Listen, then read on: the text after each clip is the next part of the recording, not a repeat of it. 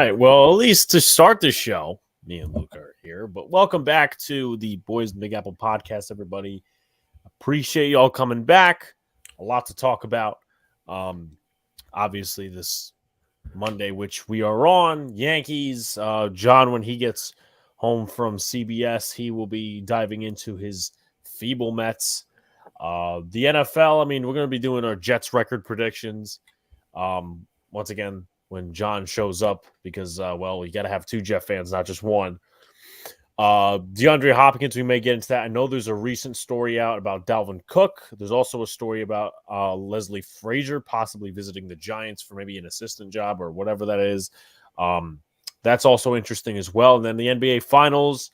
And I don't know if Luke obviously wants to discuss some of the whether it's a moot point or not, whether Julius Randle, all that knee or whatever the surgery he just got. But anyway, I want to go through a couple of comments real quick before we let Sir Luca talk.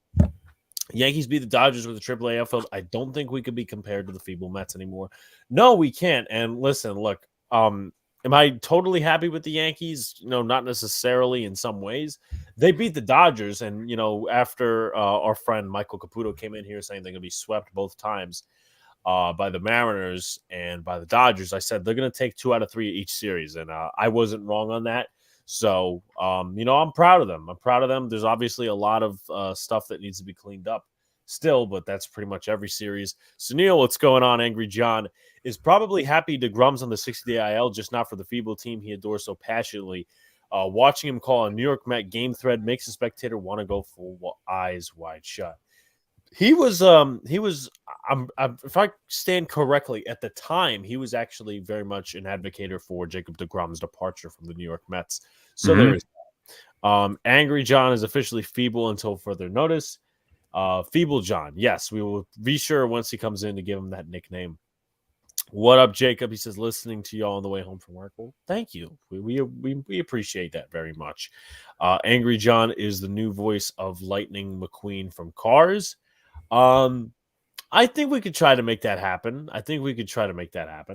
Just make a couple calls to Disney. Yeah, make a couple of calls to Disney, and we'll see. I mean, we'll need some. I'm not going to sit here and joke about funding because, hey, listen, whatever. Anyway, Manoa should have spent less time at McDonald's in the offseason, more time working out. Yeah, he's not very good. Not very good to start the year. No excuses for lateness for FEEBLE John. Yes, I agree. If you root for a shitty ball club like the New York Mets, you have no reason to be late to this show. So, I mean, Brad, you got to tell us what the punishment would be in terms of Donald probably still suffering from the reflection of off Uncle Tat's head. That's an interesting comment. I'm not going to lie. Hello, boys. What is up, Jets SMS? Alex is being a diva again. Was not. Disgruntled says, yo, what's up, Disgruntled? John went total chicken shit on the group because he knows he'll be chewed out. Well, to be fair, yesterday he was admitting his own feebleness. Well, not his own feebleness, but the team's own feebleness because I know him and Don were arguing, oh, no, you guys are going to sweep us. And then Don's like, no, that's not going to happen because usually the Mets like to take 2 games out of the 4 games we do play. Sir Donald, a.k.a. Shrek, should never be allowed to wander off to far, far away land. I believe that's why they call what they call it in the Shrek movies. I honestly forget. I mean, Shrek was a good movie, back in my childhood, and there's always, memes and stuff about that, whatever. Shane, what is up? Evan, what is up? FEEBLE METS, FEEBLE METS. Yes.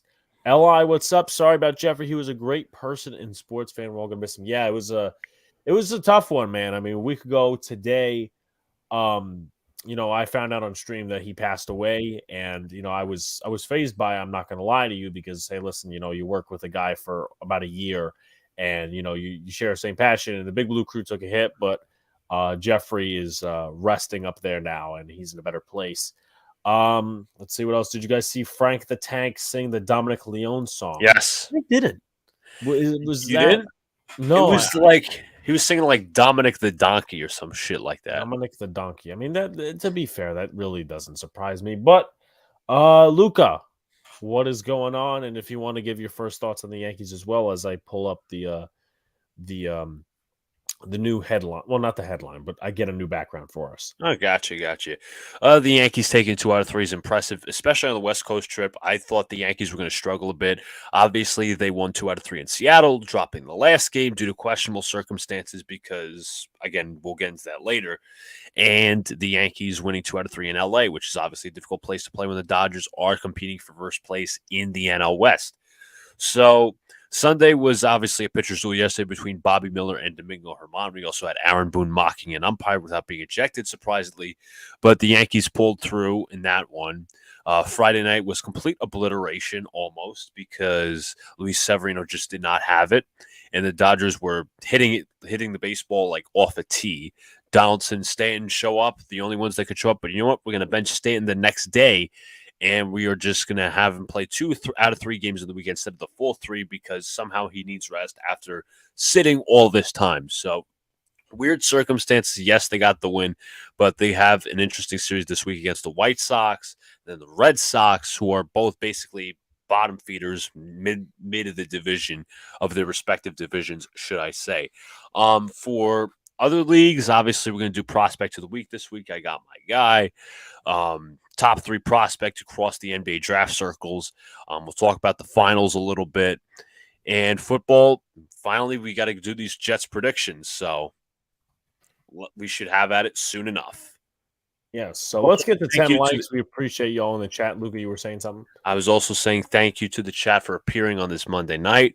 Obviously, we'll be back Wednesday. I think we're going to do the NBA Finals. And then Thursday, we're going to be back with the Yankee stream on here at least. And then Sunday, we'll be on playback. And Friday, we'll be here for the finals. Yeah, so just to give a little headline, if you will, of what the schedule is going to look like for the coming week. So tomorrow is nothing. We got Wednesday's the NBA Finals Game 3 in Miami.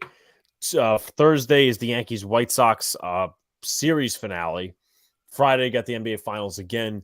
Saturday looks to be nothing as of right now. That's probably gonna be another off day, and then Sunday we'll be making our debut is on playback. If anything doesn't interfere, but it's gonna be the Yankees Red Sox. I think it's 7 p.m. I think it's Sunday baseball again. Yep. Which obviously, they like to hype up the old rivalry and stuff like that. So that's pretty much the schedule. And then obviously, it's interesting, and I'm getting a little hype about it as well because I'm thinking about a lot of different things regarding the channel and all this other stuff. Is football season is now obviously it's in September, but if you want to really get hype about things, it starts next month. Training camp, and we love training camp. I mean, obviously a couple of things have to be worked out on our end. I know Donald said he's coming to the States that month, but if we could get like some videos of practices, live streams, like kind of a little bit better than what we did last year, but I know like someone gave me some better advice for live streaming at training camp. I think that would be really awesome for us. And just meeting new people, obviously, but football season is like, and look, the Yankees are playing well right now. I can attest to that. However, with that being said, as we usually say on here, football season is like the thing I want to get to because I know you're excited. John is excited somewhat, and he's still got that kind of mentality with the Jets. The cautious optimism, you mean? The cautious optimism, and the Giants are also poised for another good year despite a very tough schedule. And then obviously we make the decision now. What I did want to tell you is, and this is also for anyone in the chat, is the Big Blue Crew is holding something. Remember how I told you that the Big Blue Crew is they wanted to do that Commanders game? Yeah. Now it's the Jets game. So really, I guess they'll be doing a tailgate and whatnot, and we'll be meeting up with them and whatnot. So that's the game. I guess have to meet up with my guys, because I'm a Jet fan. Well, but you know, obviously because you're a Jet fan, but you know those guys too. So of course, I've been on their channels multiple times. Very nice. We're just throwing a couple of things out there, guys, because football. I still can't wait for football season. I think I'm going to start recording some Giants videos. Camp battles is going to be interesting. I always usually do the roster bubble series, which I'm going to start recording soon with my off time and stuff like that. But guys, questions, comments are very much welcome in the chat, and we'll obviously get us through the podcast and whatnot. But as far as the Yankees go, obviously Josh Donaldson's back. Do you want to talk about Aaron Judge a little bit and maybe how they're handling this?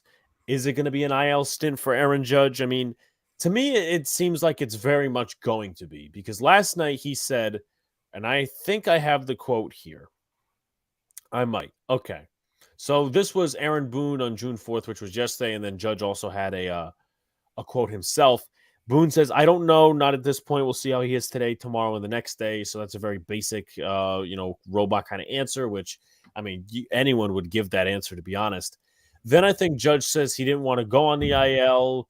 And then today we get a thing from Brandon Cootie. He says, Aaron Judge says his big right toe felt kind of bad and that there's very much swelling in it. So it looks like Aaron Judge is going to go on the IL. Obviously, it's not a good thing. Now you have Stanton back, which kind of evens out the lineup a little bit. But what are your thoughts on Aaron Judge? I mean, obviously, he made a great play, kind of crashing into that wall in right field, which I thought was a door, but apparently it's not. It was just the gate. They had to tape it up and all that. What are your thoughts on this whole Aaron Judge situation? And is he going to be out that long, or just give your thoughts on it? It's going to be the next man up mentality for the Yankees because obviously they've been battling injuries all year, whether you want to say, just bad luck or whatever. But it is going to be a big loss because he's been essentially the centerpiece of the Yankee offense, especially after that Blue Jays series where he really caught on fire. And I still think, in my opinion, he's somewhat of an MVP candidate, obviously an all-star as well. So I'm not going to play timetables again. We're not really knowing what the specific injury is. We know he injured his big toe, or just in general his toe. So you most probably hope it's a bruise and maybe he's out for a few weeks. But it's once again relying on in the outfield. Obviously, Bader's hurt. Many of the Yankees are obviously hurt as well. So Stanton, I think we'll have. I'm not sure if they'll completely play him in the field or at least start to play him in the field, but I think that might have to be a possibility. And it's just so many variables because he's just the centerpiece of the team. He's the captain. And you just hope that the Yankees embrace the next man up mentality. Obviously, you're going to have guys like Greg Allen starting in the outfield, Jake Bowers, Willie Calhoun, all of those different guys. So, again, you need guys like Stanton, Rizzo, Donaldson, all to step up in the lineup. And there was a couple of bad plays you just seen in the outfield. Now, obviously, the outfield hasn't been horrible, and it's really made up of a bunch of infielders. Mm-hmm. Really a AAA outfield. There was a play, I think it was yesterday actually, when we were watching, and there was a ball. I think Bowers was in right and IKF was in center, and none of them went to it. It dropped in. Bowers throws to second. The runner is safe. Now, I don't think they got any runs out of it because the only run that was scored was off the JD Martinez home run. But you could just tell Judge would have gotten that ball. Of And course. I don't think that I don't think that Giancarlo Stanton's going to play the outfield because they don't want to risk too many guys going on the IL. And, obviously Stanton, it took a while for him to get back and all these sort of different things. Obviously, we're glad he's back, but it's just, who are you going to put in the outfield? Estevan Florial is not even on the rosters right now. He's not on the 40-man. So they would actually have to call him up and take his contract. I believe Pereira, if I'm not mistaken, is on the 40-man. So I don't think that's the move for the Yankees if they're talking about calling him up. I'm going to look up his numbers on the year. Pereira is hitting 7 home runs, 23 RBIs, 285 average. I mean, yeah, he's actually in Double-A. So I don't think he is the guy that should be making that jump, in my opinion. Right. Good series for the Yankees. Evan says losing him in the outfield sucks too. It does. It does suck because you miss that captain type of presence. There's going to be a lot of now, I'm not trying to speak this into existence, but there's going to be a lot of miscommunication in the outfield. There's going to be, a few times where, okay, Aaron Judge would have made that play. Should we audition fans to play the outfield? Some of us could be better than Florial, possibly. I mean, I'm not necessarily a guy that's going to, crap too much on Florial. I think the experiment is over with. I think he's just pretty much a dead duck, and anything, and I get it. I understand there are some people out there that make valid points, like he's only gotten 54 ABs at the major league level, and you really can't test him on that, which is very much true. But at the same time, I mean, you have nothing to lose, but also you have nothing to gain either, at least in this point. And I'm not trying to criticize the kid, but the Yankees obviously haven't treated him fairly enough to where to No. think he's going to sit here and he's going to become this guy, or at least a solid ball player. I mean, he probably is a better he's good. He is a better outfielder than Jake Bowers. He is a better outfielder than IKF. He is a better outfielder than Willie Calhoun. But I just don't think the Yankees are going to call him up. And I feel like the debate kind of, in a way, needs to end, because it's just not going to happen. Like, if it does happen, then we could have these debates. And I'm not calling anybody out, of course. I just think it's a dead duck argument. It's like Andujar, if you will. It's ifs and buts, candies and nuts, Christmas, all that sort of argument. I mean, how do you feel about Esteban Florial and the arguments that have been presented and all that sort of stuff? You could argue that he's probably not. He's being given the Peraza treatment right now. Like, you've seen, like, fans have seen some flashes, fans have seen some not so flashes. I'm not overly impressed with his bat, but you got to like the speed, you got to like the range in the outfield. Calling him up wouldn't hurt, but the fact that he's off of the 40-man roster also hurts. It begs the question: who are you taking off of the 40-man roster right now? I mean, there's not a lot of options. Do you do Willie Calhoun, who's been okay in the last couple of games? I don't know his numbers in the last couple of games, but he's somewhat had an uptick with the hitting. Specifically, last 7 games, he's hitting 280, which is not bad. 7 hits and 25 at bats. But just looking at it, it's going to be an interesting situation. Florial, I don't think he's getting another chance. Maybe, I hope to be wrong. But again, he's getting the Peraza treatment, which does not help. Yeah. Sunil says, call up Pete Simonetti from AAAA. I think that would be a valuable move. For a outfielder. Knicks Nation, you are kind of repeating my point a little bit. And you know what? I wouldn't be too surprised if the Yankees did this. And I originally wanted them to in the offseason. We should have picked up Ramel Tapia. I can't see Calhoun at IKF in the outfield every day. Tapia is a guy with speed. He's a left-handed bat, and he plays the outfield at a solid level. Now, they just DFA'd him for Christian Arroyo, and I'm pretty sure that's who Red Sox fans really hate. Mm-hmm. But Tapia this season, I don't think he had at least bad numbers. I think he was hitting something like, 264, 1 home run, 10 RBIs. He's not going to sit here and give you like 15 home runs. But, I mean, this is a solid guy he's a left-handed bat, as I talked about, contact bat. So, I don't know. It's going to be interesting to see what the Yankees do here. Again, you did make the point they have to remove somebody from the 40-man. Either way, I think Frenchie could be a move, but at the same time, I don't see how it benefits the Yankees because he's not really that much of a fielder. Right. I mean, some of the throws from right field, they were good and bad. Let's see who else they got on the 40-man. So it's Pereira and Cordero in terms of the outfield. I don't think those two are the answers. I think one of them will have to be, because I don't think the Yankees can make some outside moves. Disgruntled Taco says, y'all should go out and trade for Ramon Laureano. I know A-Rod was talking about that many years ago, and Yankee fans decided to crap on him because they always do. They have this anti-A-Rod agenda, obviously because of the steroids, but he's not wrong when it comes to the team. I mean, you literally had some of these other folks, some of these content creators like bashing. It was like, dude, obviously he did steroids, but he makes legitimate points. Like, the Yankees should not have traded for Joey Gallo. They should have traded for someone like Laureano or Adam Frazier at the time, but it is what it is. It's not worth arguing about.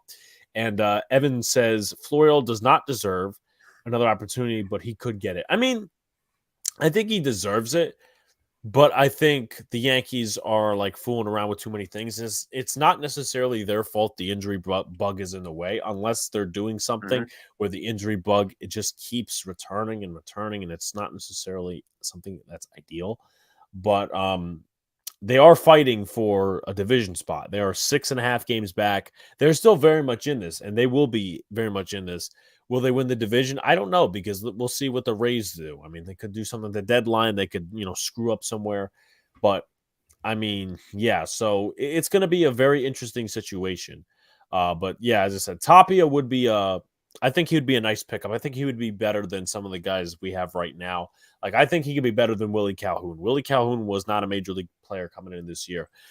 Jake Bowers, he obviously doesn't have, put out the versatility Bowers does, because Bowers could play first. He can also play the outfield, but doesn't play the outfield all that well. So it's just like a first base DH type of thing. You're forgetting But about Oswaldo Cabrera as well.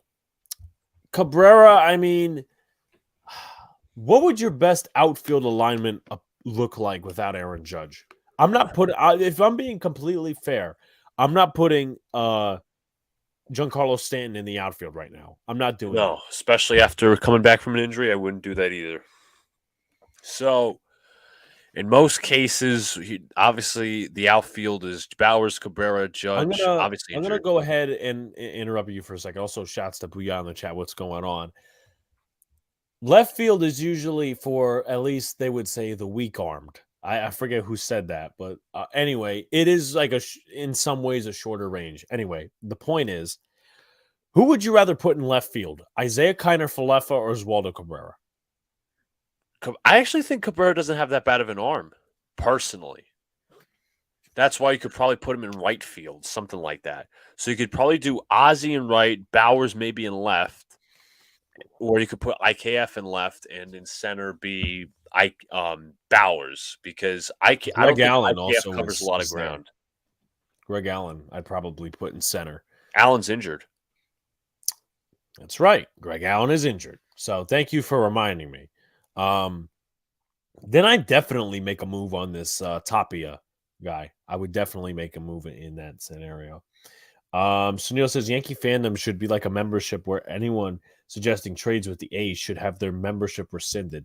You know what? I think Sunil has a very good idea and a very good point Right. when it comes to that stuff.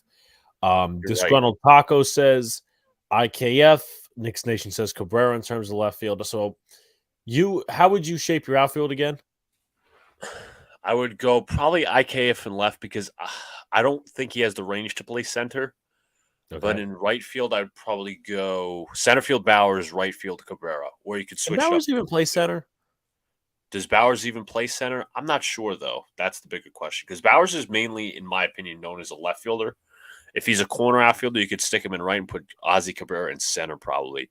The problem is the Yankees don't have a legitimate center fielder right now. They have a bunch They of don't have that scouts. presence because Bader's on the IL right now. Yeah, and obviously, I know there was a big debate about a week ago about whether Bader should be re-signed. Well, I think that. Have you changed your stance on that? I talked about the qualifying offer as a start. I do think it's, again, we talk about risks and whatnot, but it depends what the Yankees' vision is. Are they going to call up a Dominguez? Are they going to call up a Pereira? Like, what is their line of vision next to Aaron Judge in the outfield? That's how I see it. Yeah, and there's also the kid from Japan that has been talked about and all that sort of stuff. So it's going to be interesting. Shout out to my man Jonathan. He says I really wouldn't put IKF anywhere, to be honest. I mean, I share that same opinion, but unfortunately, it's a mixture of proportions for the Yankees where they don't have any real outfielders right now. Knicks Nation says Tapia in center, Bowers in left, and Cabrera in right. I might switch Cabrera and Bowers because what was it? There was a couple of, I forget where Cabrera's worse. I think he's worse in right field. I think it is. Left field, he's made his fair share of errors. I forget because that was a big discussion. I know we were talking about with him on Y News TV whether left field was worse for him or right field. I think it was right field, or was it left field? Well, a little thing with Cabrera, he's not played center field at all this year. He's played 27 games in left. He's played 18 games in right. So, I mean, I know I'm reflecting. Do you have the error stats up with you? I do. I can pull him up right now. But I like Cabrera. I remember him playing right field very well last year and throwing guys out at home. But I don't know at the end of again, it's the problem with the Yankees not having a legit center fielder. You're just going to have to play like chess with it. So I'm just looking at the fielding at the moment, or at least trying to. Yeah. As I said, I think Tapia, I just tweeted it out. I think the New York Giants, Jesus Christ, I saw something with the New York Giants and OTAs. I think the Yankees need to go out there and go get Ramel Tapia. I mean, at this point, like, why not? I don't know. But let's talk about another guy while you're getting up the numbers. I did. Okay, you have the numbers. Cabrera has an error in right field this season. Okay, what about last year? In right field last year, he had 6 outfield assists and 43 putouts. Well, I mean errors like left field, right No field. errors. No errors. No errors. Okay. Not in All right. left, not So in right. I guess they didn't count them as errors, but there's one position where he's not good at. I forget his left field or right field. To be honest, we don't know Jacob. I mean, I've texted him and he hasn't seemed to respond as of yet. So we're running the show and we're doing it this way. Um, let's talk about Nestor Cortez. Okay. He is on the IL now with, I think it was an elbow or a shoulder injury. He had a pretty solid start. I think, what was it, against Seattle? And then he kind of blew up towards the end. The durability kind of left him. Yeah. Where are you with Nestor Cortez? Obviously, it's going to be a situation where the Yankees have to call up either Johnny Brito or Randy Vasquez again. Who would you go with? How do you feel about the whole Nestor situation? And, talk about your first thoughts. Nestor's situation's pretty bumpy. I mean, even before the elbow injury, he was, I think, being figured out by the league, especially Okay. that cutter. But again, you're not often, and I said this the last time we did Nestor start on here. Nestor, when you throw off speed mainly, and you don't really have a put away pitch like a fastball or anything like that, you have to be incredibly precise with your location and your pitches and speeds and whatnot. So Nestor hasn't really been the most responsible when it comes to that. So again, he's going to have to get better at that. He doesn't throw awfully fast, which is obviously concerning for today's MLB, in which you overpower guys with the fastball. But it's going to be interesting. I think I would go to Vasquez, but Okay. Brito, I'm not against either in my opinion, just don't do a bullpen day. Yeah, I remember one time they did Jimmy Cordero, Yeah. which is like, not too much of a fan of Jimmy Cordero. I mean, he's good as a reliever, at least has been in the last few weeks. But I remember they had him start against the Blue Jays, and we actually won that game. But it's not like he should be a starter. So Right. there's that. Um, and then as far as Vasquez didn't pitch too terrible. What was it? His first start was against the Padres, and It was on Apple TV. He gave up yeah, like he gave 4 up what, runs. 2 runs? I think it was I thought to Soto. all double check. I think it was the home run to Soto, and then Tatis hit the home run off Marinaccio. So I listen. I met Randy Vasquez. Maybe it's biased, but I wouldn't mind either. I actually was one of the few people that mentioned Johnny Brito as a guy coming into the season who would compete for a rotational spot. Um, and it was so weird. I'm looking back on it now. We had so many options in the beginning of the year. Oh, who could compete for the 5 spot? Now we're just, blindsided by these injuries. And I know Rodon was moving some stuff in terms of injury. Like, he was doing some stuff recently. So there's that. Donald is still blinded from Uncle Tad's bald head. Well, he might be. He Is might there a be. glimmer that comes off of there, Brad? Yeah. I mean, is Brad. there like some glimmer that I guess we haven't been affected by? Because I mean, I don't know. That's just Brad being Brad. But guys, let's get the likes up. We appreciate you guys coming out. So yeah, it's an interesting situation. Look at it from a sphere, because you think about it. Sevy, obviously, he's looked very good, right? Except that one start against the Dodgers, but Except for the the one most start part, against the Dodgers, where he gave up a shit ton of runs, which honestly kind of leads a little bit more into my argument. The Yankees, well, they really don't have any starters that are proven, and they have a huge payroll already. So what is your stance? And I'm not trying to, really go into offseason talks, but would you even go for the qualifying offer for Sevy? And you could only do it for one player, I think it is. Kind of like is the that franchise true? tag. If it is, I probably wouldn't leave it on Severino. But again, it's interesting because we just brought up Bader with the qualifying offer, and Severino's injury prone as well. So it's like I don't want to say it's kind of lose lose because again, these are like really good players when they're healthy, but it's tough. It is so tough. I don't see a qualifying offer for Severino. I don't. Okay. Sever, um, but Yeah, I don't see a qualifying offer for Severino. But going back to Vasquez, what I said, he gave up, knocked out 6 players with a strikeout, 3 walks, 2 runs, 4 hits in 4 2/3. Okay. Alex is the cause of the Yankees' injuries. Well, can I be the cause of something else if I have that power? Do you have a Um, jinxing power? I mean, I have there is a power like on occasion where I will call things into existence that are not necessarily good. I never said that the Yankees were going to get like totally injured, so that part is like just a separate jinx, not necessarily turning into you know, Right. turning it into an actual thing that exists, but I have called things into existence. Things have happened. What was it? I think what did I say? Was it me or Matt that said that whoever the hell the player was that gave when we went to the Blue Jays game, he ended up giving up the 2 runs. Yeah, that Uh, was Matt. Matt Matt called was the into one that called it. existence. Yeah, because I remember I've done my fair share of those. Uncle Tats had the sunscreen on the big screen. That's a good one. 9 in here, 8 likes up. I know Get those everybody's likes burning up, for the new people. player. Yes, we appreciate you guys. Um, let's see. Oh, that was you. Okay, I wanted to make sure. Sunil says when let's see. When do we get to see Cashman and Boone getting injured? Not like anytime soon. And I'm not wishing injury. Obviously, the purpose is, of course, because Sunil is telling a joke. But Right.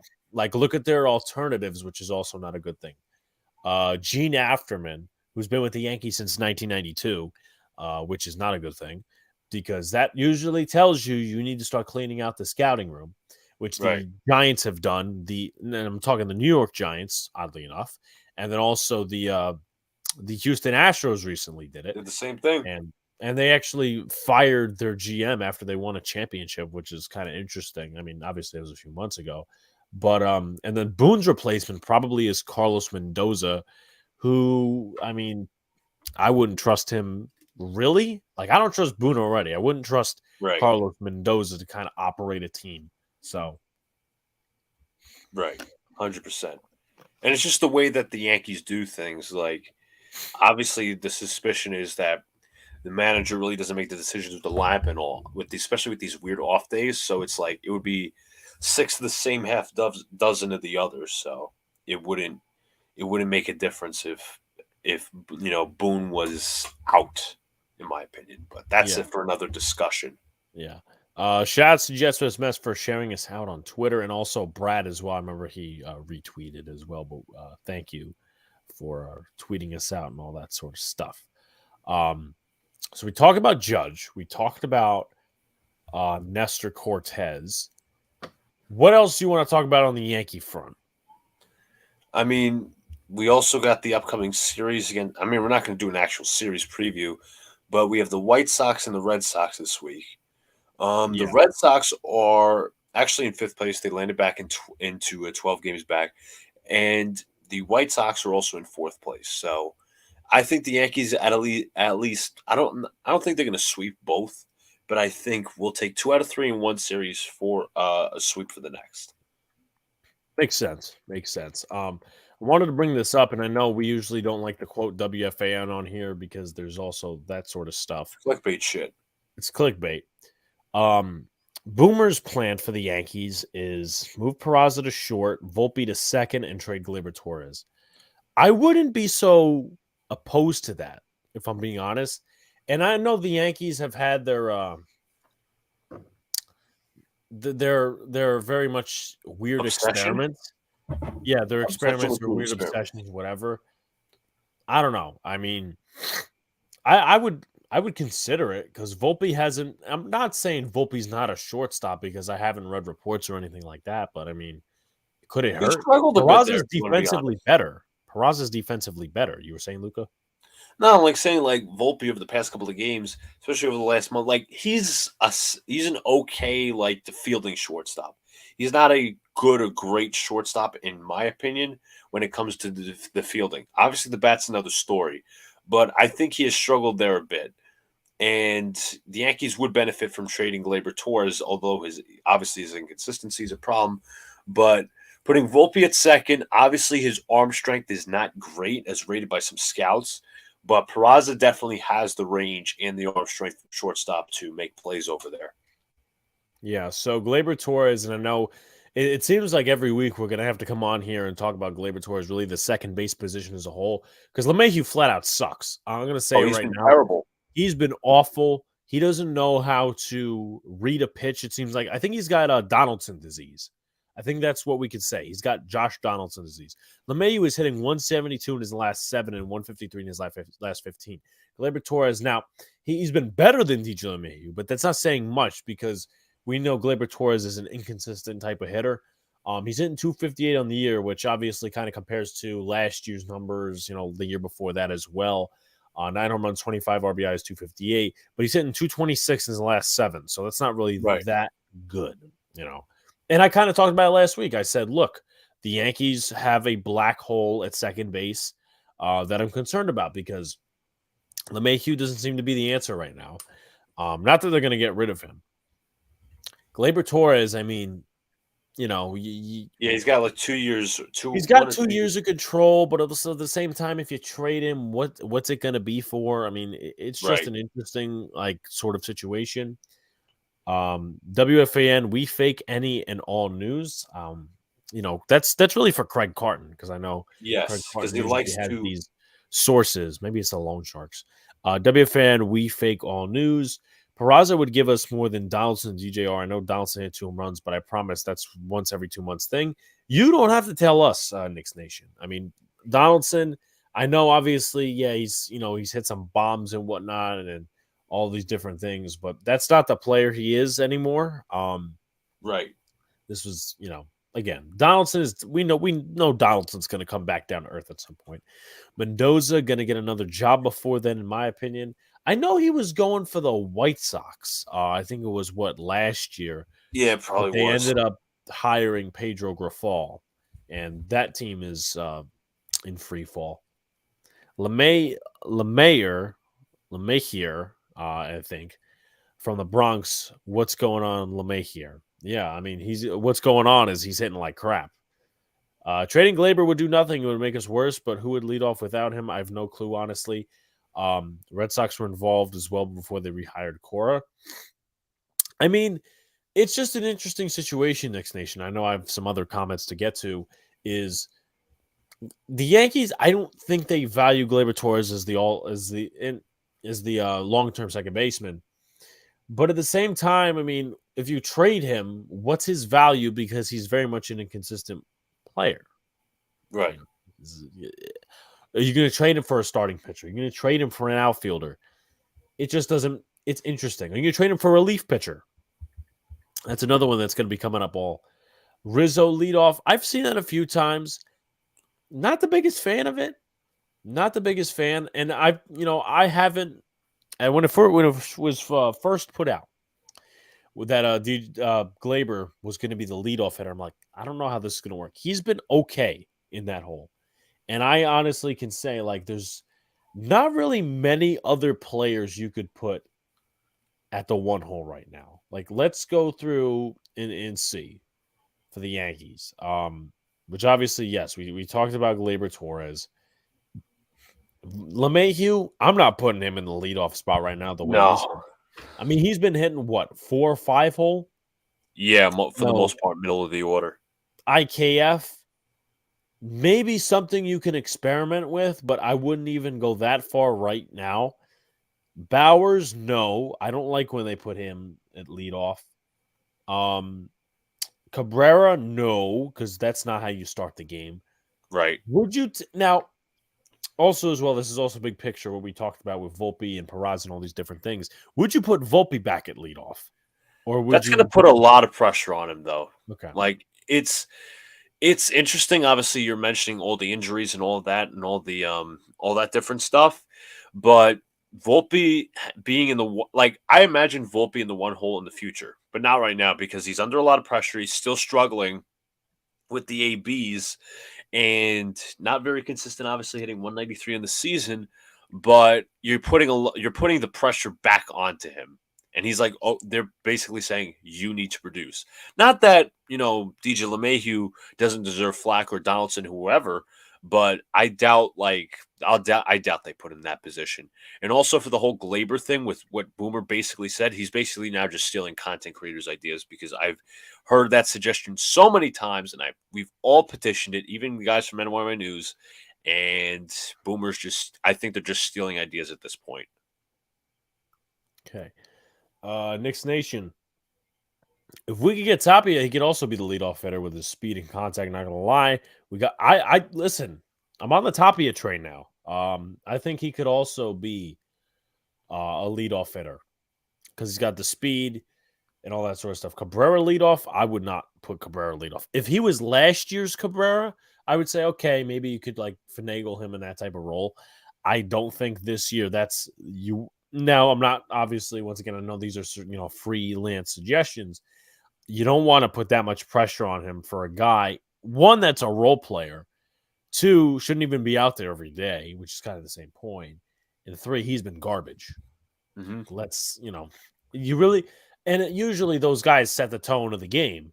Do you really want a guy swinging at a pitch in the dirt that's going to set the tone of the game? So, like, that's what I would say is no Cabrera leadoff. Any Tapia rumors, or is that just your wish, Alex? Is my wish. And once again, I thought about it in the offseason. When they just designated him for assignment, I thought about it. And obviously Knicks Nation is a big Ramel Tapia fan. So, hey, listen, I'm on that train. Alex, not right now, but long-term, Volpe has the best tools for leadoff. Yeah, no, I agree. I very much agree. Bowers was a leadoff a couple of times this season. I mean, I know the new trend nowadays is to put some of your power hitters at leadoff, but I wouldn't do that with him. I wouldn't do that with Calhoun. It's just not the way you want to start the game. Like and I'm an old school guy. You want to start with someone who has speed, someone who can hit the ball in terms of a contact hitter.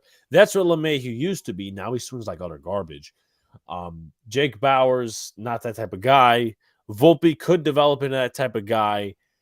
Peraza maybe down the line, but obviously right now it just doesn't seem like that.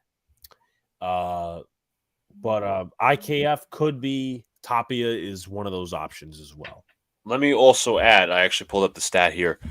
Jake Bowers in his, I think, 10 at bats in the leadoff spot is hitting 100. Yeah, unfortunately, that just proves my point even more. Shouts to Wales. What's going on? What's going on, Wales? He's better. He's better hitting 6th or 7th per the numbers. Yeah, I mean, I don't like Bowers too much. I mean, obviously, what's to like other than the occasional power? Right. Same thing can be said for Willie Calhoun, but I don't know, man. By the way, although he said he might go on the IL, should be noted no limp post game for Judge. If it's a severe injury, he'd be walking on it regularly without a limp. Yeah, I mean, we'll be monitoring the situation. We'll probably have a short if he goes on the IL or whatnot. But I think Ramel Tapia is a guy the New York Yankees should go get, and but also even if Judge, I feel like even if Judge is okay and they start playing him, he's not going to play the outfield. And to be fair, let's see, $300 some odd million for both Stanton and him. You can't be having that on the bench. No. And they you can't have that also both being injured, which obviously it seems like for right now, it seems like Stanton's nature. Judge is debatable, more of a debatable subject because he's been more productive as a Yankee, despite the playoffs. But you can't have that both on the bench. And you can't have a teetering decision of, well, which one's going to play the outfield. It's not a situation you want to be in if you're the Yankees. If you have to do anything, then focus on Volpe's speed skills and bunt his way on. His swing seems to be focused for the downs right now. We got to get him off that to help his confidence. Yeah, I mean, he's been clutch at certain situations. Obviously, the home run against the Blue Jays, the home run recently against the Dodgers to kind of, just extend the lead a little bit. I'm not going to take that away from him, but consistently, in some of the situations where we're not leading and where we need him or we need him as a tone setter, kind of lead off, in the second or third inning, he just hasn't been there. He's not been a good hitter. I think the exit velocity isn't there. And, exit velocity obviously is a very overrated stat, but also just tells how hard you're hitting the ball, Is it leaving the infield? Is it just lineouts? I mean, that's also where you could kind of flip it and say, look, exit velocity don't mean crap. They're hitting the ball hard, but it's not really turning into anything. Yeah, like the better stat in my opinion. Well, shouldn't say my opinion, but like, do they even calculate the balls that are hit to the outfield? Do they calculate how many balls has said person hit in the infield? And obviously, as a baseball fan, you know that hard hit balls can be hit in the infield for hard outs. There could be soft outs as well. Volpe just hit the ball hard, but at the end of the day, he's still struggling. Which brings me to my next point, which Real Boshek brought up on Twitter. I'm going to share this tweet real quick. Again, if you guys don't have to agree with this tweet, I'm just putting it out there because I think it's a very interesting point because this is very in regards to analytics. So he says, DJ LeMayo, if you don't think this was intentional by the Yankee coaches, I don't know what to tell you. See, in 2022, DJ has an elite K rate. This is all per Baseball Savant, by the way, but mediocre exit velo numbers. You see, average exit velocity, pretty mediocre. K rate, 93, obviously top of the top. Walk percentage is high. Whiff percentage is like in the higher percentile. Obviously, the blue is very bad. So you look at the numbers. Hard hit percentage, mediocre. Average exit velocity, mediocre. Barrel percentage, mediocre. But the strikeouts, the walks, the whiff percentage, outs above average, all in the red, which means really, really good. Top of the top. But let's switch over to 2023, where Bo thinks that they've made the adjustments. Average exit velocity, much better. Hard hit percentage, much better. Barrel percentage, not there yet. Strikeout percentage, 25th percentile. Okay. All right. Walk percentage, way down. Whiff percentage goes down to 65 percentile. Outs above average, 74. And again, you see the contrast. It's 92 to 96 percentile here to 65 and 74. They've gone down a bit. So do you factor in maybe LeMahieu's not healthy? Is he still bothered by that toe? Or do you think the Yankees are making some sort of mechanical adjustment that makes no sense and which has basically drawn DJ LeMahieu into a very much decline? So I'll answer that in a second. Shout out to Jeffrey and Happy, Humble, Hungry in the chat. Will you be doing any of the Boston Red Sox and Yankee series this weekend coming up?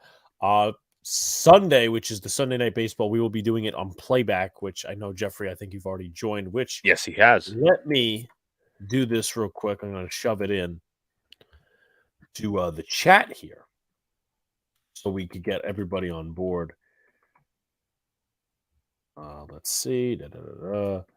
Okay.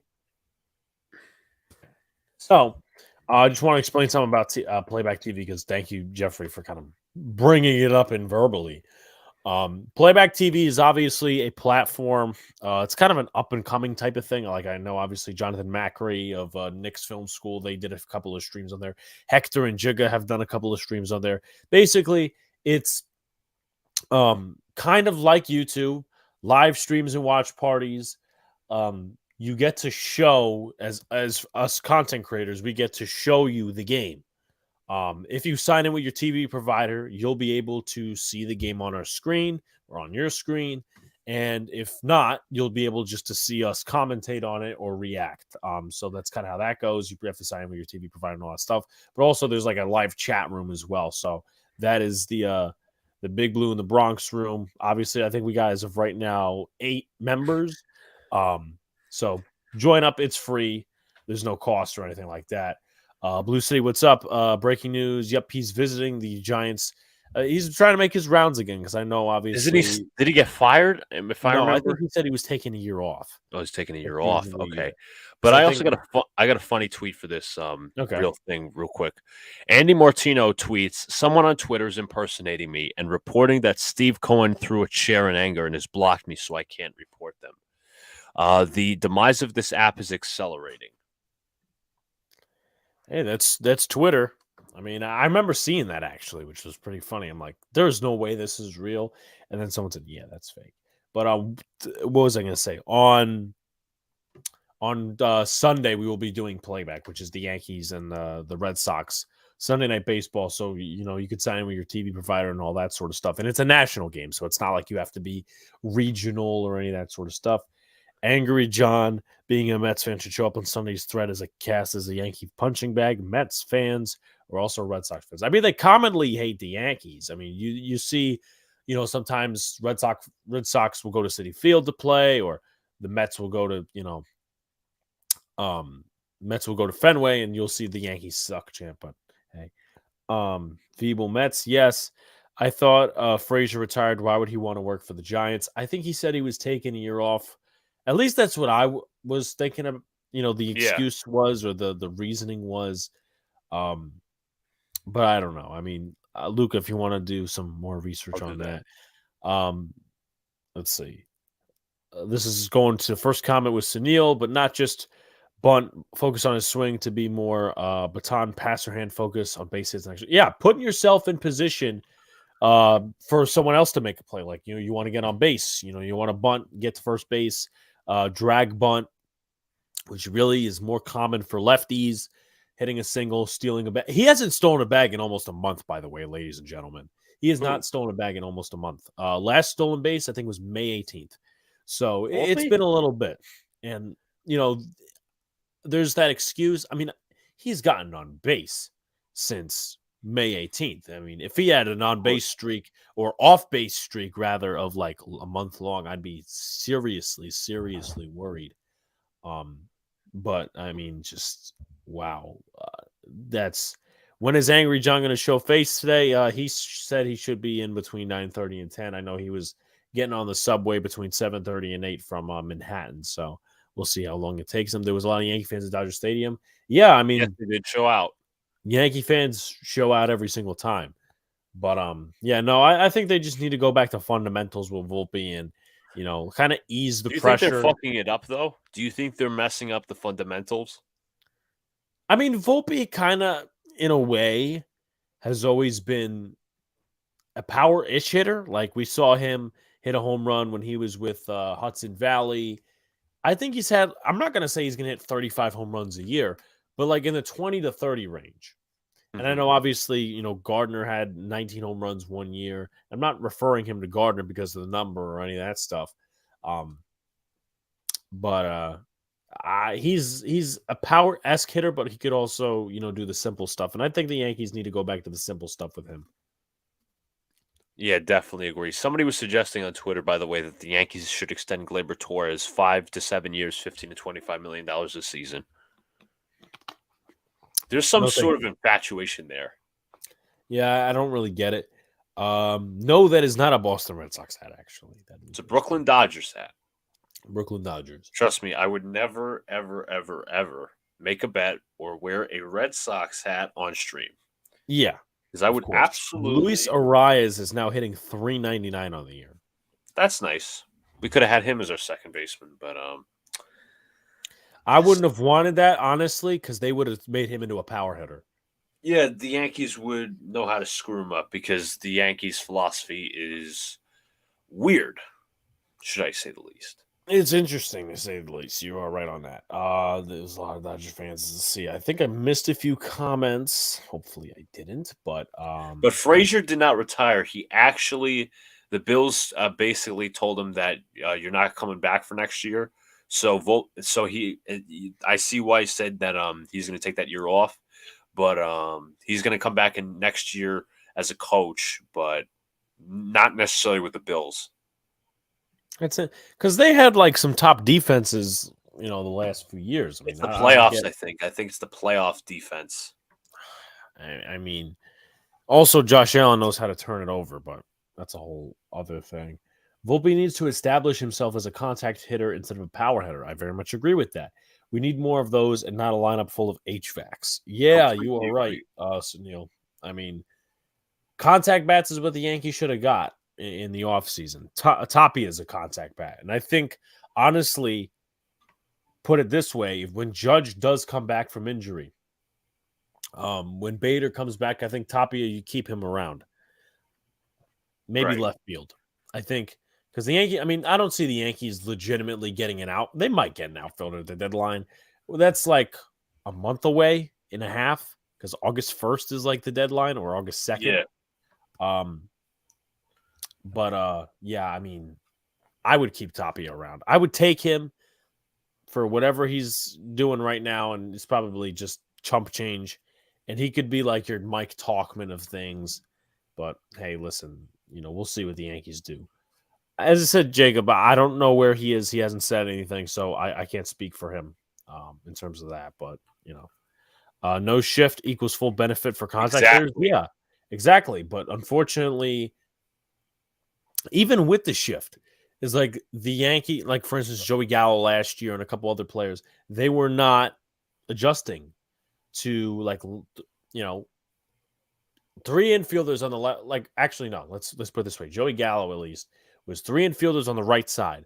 He wouldn't try to push it to the left side, even Right, just he wouldn't make the adjustment. bunt. He had speed, he had range, but he couldn't. He wouldn't bunt it. He's like, no, I'm the player I am. But I do agree with you. I do agree with you. Full benefit for contact hitters, absolutely all the way. What do you guys think about Rizzo? I think Rizzo's been tearing the cover off the ball. And hopefully when we get Angry John on, I say we do a collective all-star ballot. What do you think of that? That's right. We haven't done that yet. So, yeah, we'll discuss the Nick Nurse thing in a little bit as well. Jake Fraley and Alexis Diaz for Jason Dominguez and two lower-level prospects. I mean, I'd probably give up Dominguez. Maybe, maybe not. I mean, I don't know because Dominguez, the Yankees really don't have too many outfield answers right now, but at the same time, it's a lot of corner outfielders. Right, So I understand. it's an interesting situation. But the thing is, like, obviously he's the highly touted Yankee prospect who's up and coming. But do you really want to trade him for possibly like a rental in Fraley or a rental in Diaz possibly? Again, I'll look up the contract details, but it seems like very much rental-ish kind of deal. It doesn't seem like this guy will be here long term, like you're trading for like, I don't know, Brian Reynolds or Juan Soto, whoever the hell. You do actually get years of control from Fraley, a couple of arbitration years before he's a free agent in 2027. Fraley is 28 years old, so he's in the middle of his prime.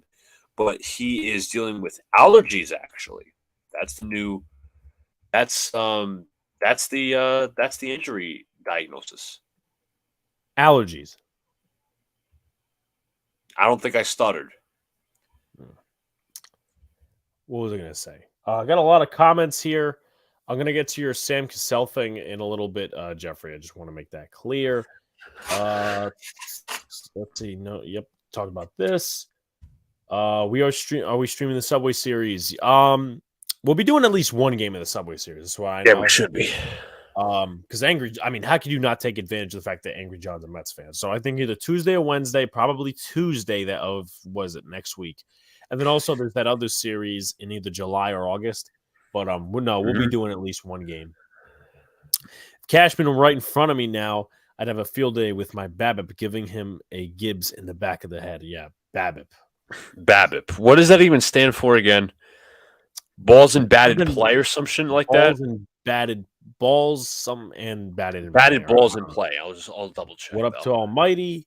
When Angry John comes on, you got to play the two videos. I DM'd you both on Twitter. Okay. Do you think the Giants will go all the way or they just go back into the playoffs? I don't think they go all the way next year. That's just my personal opinion. The definition for BABIP is batting average on balls in play. Batting average on balls in play. So it's like hitting anything in play. Basically. I don't like that because you can literally hit a ground ball or a line out and your average goes up. No, that's a lot of nonsense. Such a weird stat. Such a weird analytical stat because every base hit that you get is in play except for a homer possibly. But it's weird. It's so weird. Diaz is locked up long term. Well, thank you for telling us that. Y'all down to Riz up Shotties at Coney. Be a lot right now in the summer. Well, we usually make a lot of trips to Coney Island on the beach. Especially the Cyclones game. Cyclones games too. So, we'll be going. We'll be definitely, and we'll let you know. I know I have you on Twitter Almighty. Do both games the Subway Series. I know Wednesday is in probable play for, possibly for us going to. We have to see. Obviously, there's some other people that need to figure out what the hell they're doing. But one of them at least. And then obviously the other two we'll see. Because I know Citi Field tries to one-up Yankee Stadium in terms of expenses and all that, which is quite an interesting one. Let's see. What are your expectations? I'm going to answer a couple of these in just a second, also as well. And also we'll answer the Jets one as well. But any questions or any final thoughts on the Yankees best hitter and best pitcher? Best pitcher, I guess you could. From the past week, I thought Clark Schmidt really pitched well against the Mariners. Maybe that's a sign of upcoming good things for him. So you could say probably him and Herman. Herman really bailed it out. But Stanton and Donaldson haven't really done much. I mean, Judge was starting to come on before he had an injury. Um, there's nobody in particular, in my opinion. So I'm gonna look at the batting average stats over the past couple of days. Look at the numbers. King is so underrated, having a hell of a year. Yeah, I mean he's been pretty solid. Let's see, Michael King. 101, 1.65. Yeah, very good. So maybe he could be an all-star. I mean, I don't know, but he could be in there. So, Luca, what was the thing you're looking up? I was gonna say, just looking at some of the other players' numbers, I would go Judge because in the last 7 games he's at 5 home runs. Don't forget he's had a couple of multi home run games in the last couple of games, especially against the Mariners. Yeah. Um, I mean, for me, I might do IKF. Not on purpose in terms of like, oh, just to promote IKF and make a gig out of it. No, I mean he's been hitting real well over the last few games. Calhoun, yeah, but I appreciate IKF a little bit more because he could do more. Herman has to be in the conversation as well. I Oh, I mean, said that. I yeah, said that with the shutout start against the Dodgers. So I yeah. don't. Let me look at his numbers against the Mariners. I think he pitched against them as well. It was his return start, I believe. I would not put Bowers in the All-Star game. No, no. No, I would not. I would not do that. He got up lit up for the first few outings. Herman pitched well without the PB and J fingers. Yeah, he did. No, he pitched really well. He pitched well. By the He way, we are did. 4 likes away from 15, so hit the like button, Let's get guys, there, and also folks. share out. And thanks for tuning in, and also subscribe as well if you're new here. In the second game, I think he pitched against the Mariners, May 29th. He did win that game. 3.98 ERA. He had 4 strikeouts, four runs, 7 hits, and 3 walks. So you could probably say Herman, just for the sake of winning that game, pitched game one. Okay, thank you. Okay, pitch game one of the M series. Cyclone's game gonna be packed or not? I don't think so. I mean, they usually draw about, I don't know, 2,000 fans. Which isn't much. I don't know what their attendance looks like now. I mean, it's probably recorded somewhere, but I don't see it being that packed. It's not usually that way. Usually, you get cheap tickets too, as well, because I know the Yankees, the Renegades, are going to be down there in maybe about 2 weeks. So that might be Interesting. worth some. I mean, we might be Coney Island before then, but that might be worth a trip, just going down there and doing our thing, and scouting Spencer Jones maybe. Not an All-Star game. Oh, okay. So, He's been hitting well over the boom. last week. You'd say that. His Yeah, average I'm is up not to gonna go Bowers though. I mean, he's had what, 2 home runs? I'd probably go IKF just because he's come onto the scene more, and I appreciate him a little bit more. Just give me 1 second. I'm looking something up. So it's about 7,500 people. To answer your question, my high school graduation was at MC Park 2 years ago. I remember I was playing on. We had a just a little put in before we move on. Is at the end of my JV, which was sophomore, at the end of my JV baseball season, we actually got to play on MCU Park, and we'll be doing that again this year. We'll be doing that on June 17th. So, by the way, thank you, Jeffrey, for sharing us out. But June 17th, me and Luca will be back on the. I think it's still at MCU Park. It's going to be softball, Maimonides but Park, yeah, technically. MCU, my Maimonides, it's all the same. We're not going to be available at the end of June, or no? I'm going to say no. I wouldn't trust it that far. In my opinion, if they make him to if they bring him back around that time, I think they might regret it. Because I don't know Yeah. how serious the injury's serious, but if they I rush him back, Of course, of it's not going course. to be something worth, just because. I mean, they're talking about Montas also as well. It's just like, I mean, I mean, the What's the bigger use of question Monty? is, yeah, the bigger question is he feeling any more pain? I don't know what he did. Here you go. Rodon will face hitters on Wednesday. Okay. All right. Almighty says he might pull up on June 17th. Well, if there's tickets need to be had, which I mean, I don't think so, but then again, there might be. I will definitely let you know in advance. Um, Jacob says, as Pete said, he is not. If he's not back by the end of June, he isn't coming back at all. I wouldn't be surprised. To be completely fair, because I mean, listen, I love Rodon. The type of energy he could bring for the Yankees is going to be very good. But also you notice the ifs I Yeah, had in that sentence, very much ifs. Well, he said he feels fine now from the latest reports, and there you go, facing live hitters this week.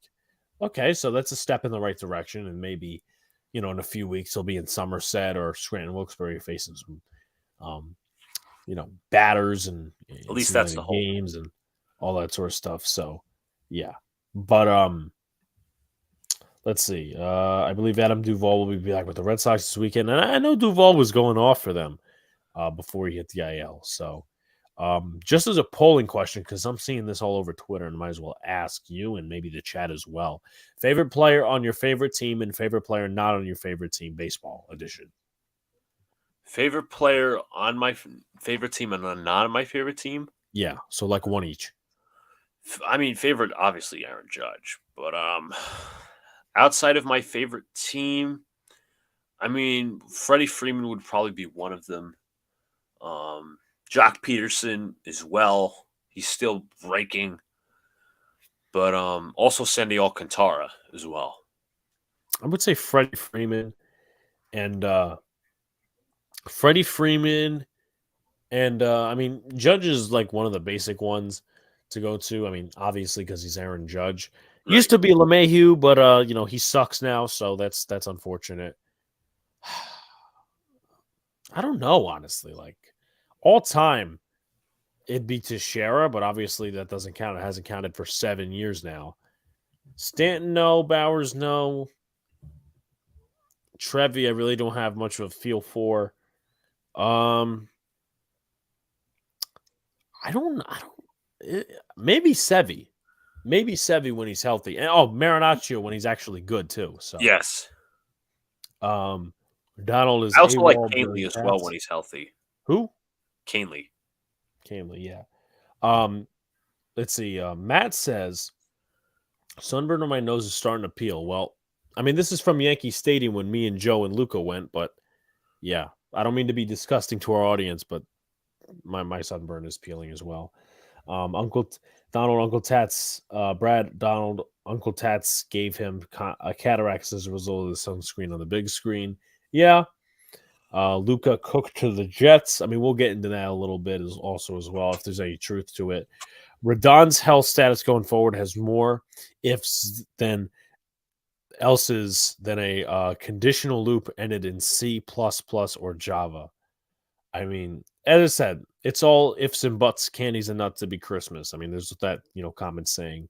Donald Zaywall blame Tats is Alex's favorite day of the year. What's my favorite day of the year? I'm willing to be interested to see what the favorite day of the year is. Maybe it's today. I don't know. But any final notes? And you guys keep asking baseball questions. It doesn't matter as well because we're going to be going into a couple of different things, and then we'll be jumping back into baseball probably when Angry John shows up. So, what was I going to say? Any final thoughts on the baseball subject, just overall? Do you want to do our own individual 2 plus our own ballot first before I would Angry say John I gets here? would say wait for John maybe. No, I was gonna say like we do our own separate ballot and then we do a ballot with John, just to add something in the mix. What do you guys think? Should we do our own separate ballots or just one collaborative ballot? No, I'm saying like two collaborative, like No, for no, no. us, right? Like you're saying you do one, I do one, and then No, I'm saying like us together, the two of us right now, and then when Angry John comes in, it's just gonna be all three of us. So all we right. get at So I'm least going to ask the chat: should we wait for Angry John just to do one ballot, or should we do two ballots, one right now and then one later? I'm going to ask the yeah, chat that's that. the big question. and then I'm also going to get some starred questions. Let's see. I'm going to leave that question alone for the moment. Favorite thing to eat at Yankee Stadium would be the chicken bucket. For the moment, I used to say the chicken bucket, but I don't like. Obviously, the chicken bucket's the favorite thing go to, but okay. in my opinion, I guess I've never had a burger at Yankee Stadium. I like to try that, but they always sell the 99 burger, which I've never had. But Yeah, the I'm not really paying $20. I mean, $20 for a burger is pretty standard if it's Yankee Stadium, but I don't know. I feel like two if Taylor Swift does one for Lucre. Oh yeah, that's very right. It is. funny, I'm sorry. Jacob. It is Lucre. Is there bacon, egg, and cheese in Yankee Stadium? I don't think so. What is, they got halal guys, but I don't think they They have got bacon, egg, and halal cheese, guys, which is like the closest to street food you'll get. But which is really interesting inside a baseball stadium. yeah, I mean, I never went. I never had any ambition. But no, I mean, you'll get it at delis around Yankee Stadium, but you won't get it inside. Bobby Flay burgers are pretty good there too. I have not tried. There's a Bobby Flay burger. Did not try it. Have not tried it, and we'll see if I'll try it in the future. Um, let's see. Wait for John. Do two, and then two of Taylor Swift. Bobby's Burgers. Bobby's burgers. Okay. All right, that makes sense. But as I said, my favorite thing to eat at Yankee Stadium is probably the chicken bucket, and then now, let's see. They also got chopped cheese place. They what inside the stadium? Because I feel like that might have been a thing. Because I feel like you could get. Let's I feel see. like I was talking about it like last year, or the year before. I'm like, you could I literally thought get it a was the chopped cheese. halal guys who sold the chopped cheeses. I thought it was the If halal that's guys the who sold case, it. then it could be. Yeah, But also that's as well, probably they the case. probably spiked in prices and whatnot. I also find it weird Um, that they have a Benihana's there. I have no idea. They should have a breakfast special on day games. That would be a cool thing at a Yankee Stadium. I mean, it'd be interesting. Like very like It would be a waffles lot of and fun. pancakes.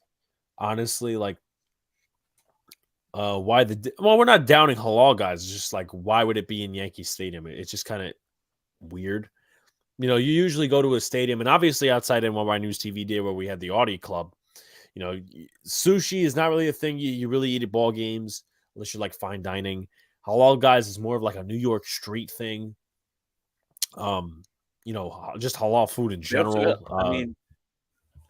if we could go through, they got Sumo Dog, Chickies and Pete's, Wings of New York.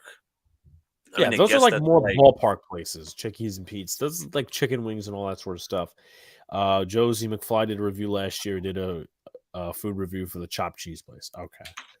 Um, but I really like this idea. This is a good idea. They should do, but also like for it's day also not games, really finger food, to be fair. which yeah, to be fair, which is a good point.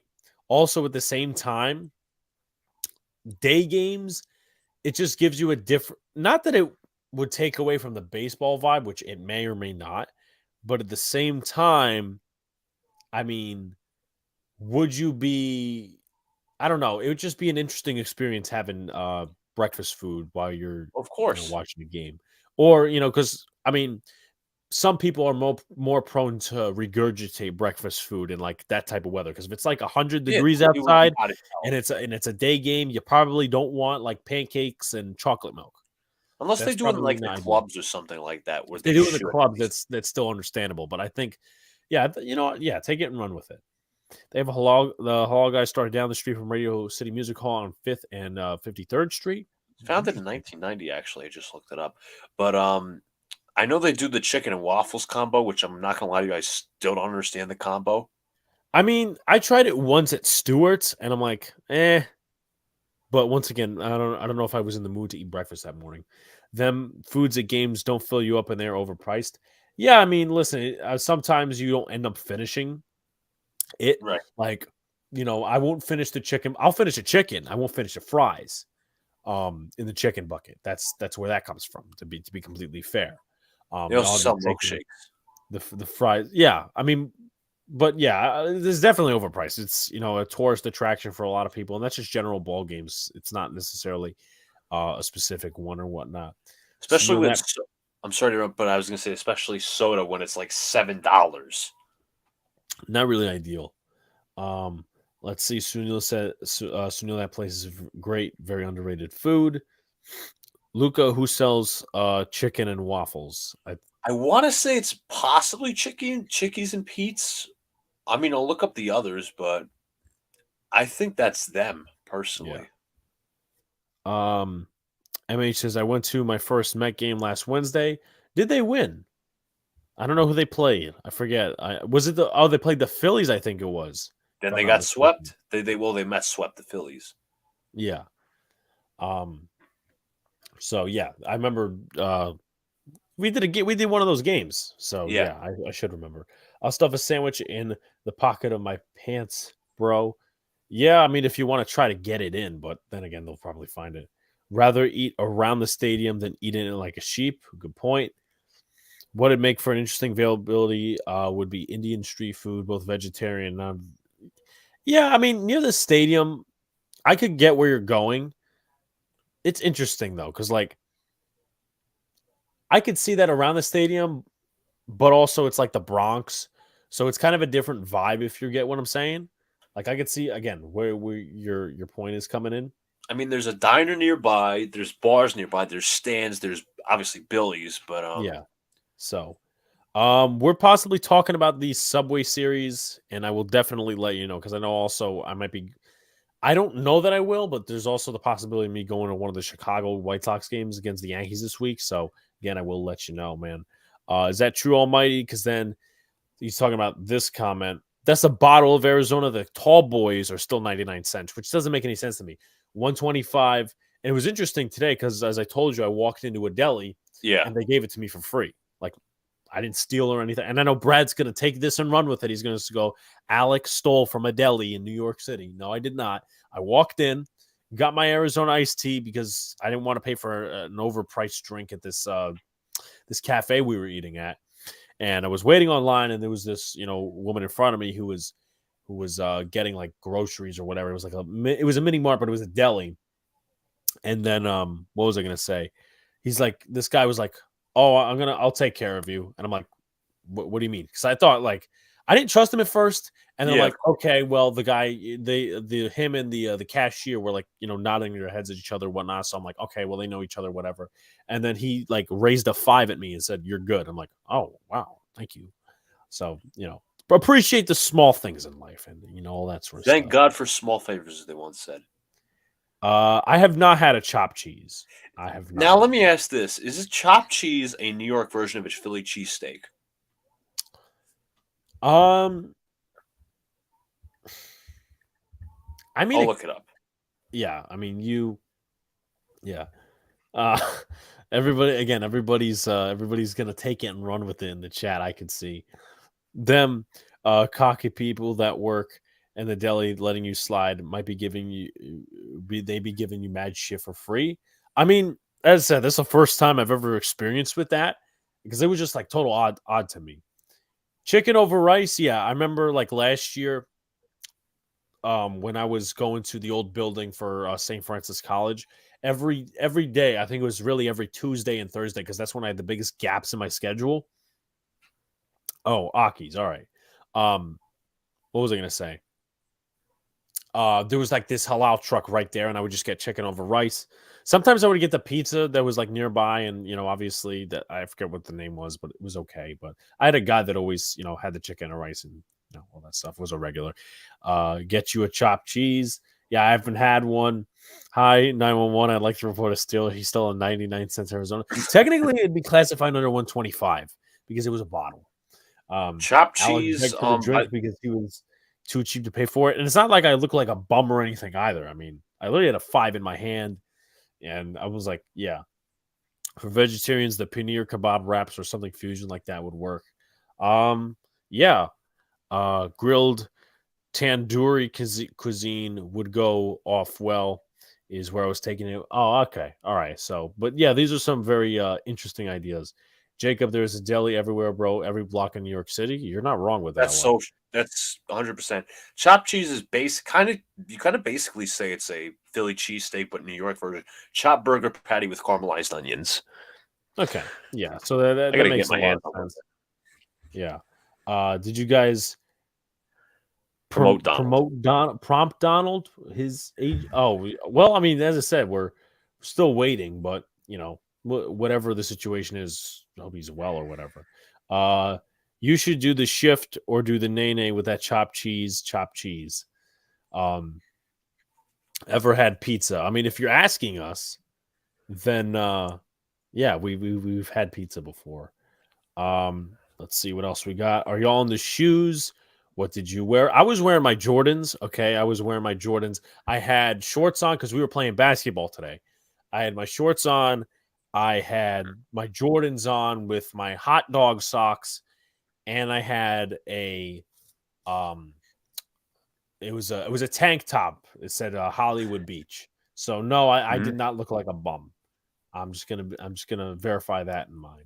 But while I change the background and get us a new one, let's see what type of Jordans. I don't know, honestly. As I said, I'm not that. Maybe I said I don't know. I not too much into shoes. You guys tall for real? Stop growing. I am not tall. I am 5'6", 5'7", I'm 5'8". 5'8". So I am not tall. Trust me. There's many people that will tell you, okay, yeah, he's short. Yeah, as I said, Jordan's hot dog socks is crazy. I got fries, hot dogs. I got fries, socks. I got burger socks. Trust me, it doesn't end there. But while I get us a new background, I want to welcome this guy. So he's wearing the channel merch tonight, obviously from our friend. Hey, no, I do not steal clothes, Brad. That's not my thing. But Angry John, your first thoughts. Welcome. Welcome to the party in this back half of the episode. Thank you all for joining us. Sorry I'm late today. Some shit happened, but nevertheless, I'm here. Well, and yep, I already see the comments. Feeble. Don't worry, we'll get into them. What's up, Brad? The Feeble I Mets. haven't seen you. The Feeble Mets. That's right. That's right. Did you hear? Vogelback and Lindor, they tried to give me a heart attack. They've been planning on getting 30 strikeouts this week by swinging a lightsaber like this.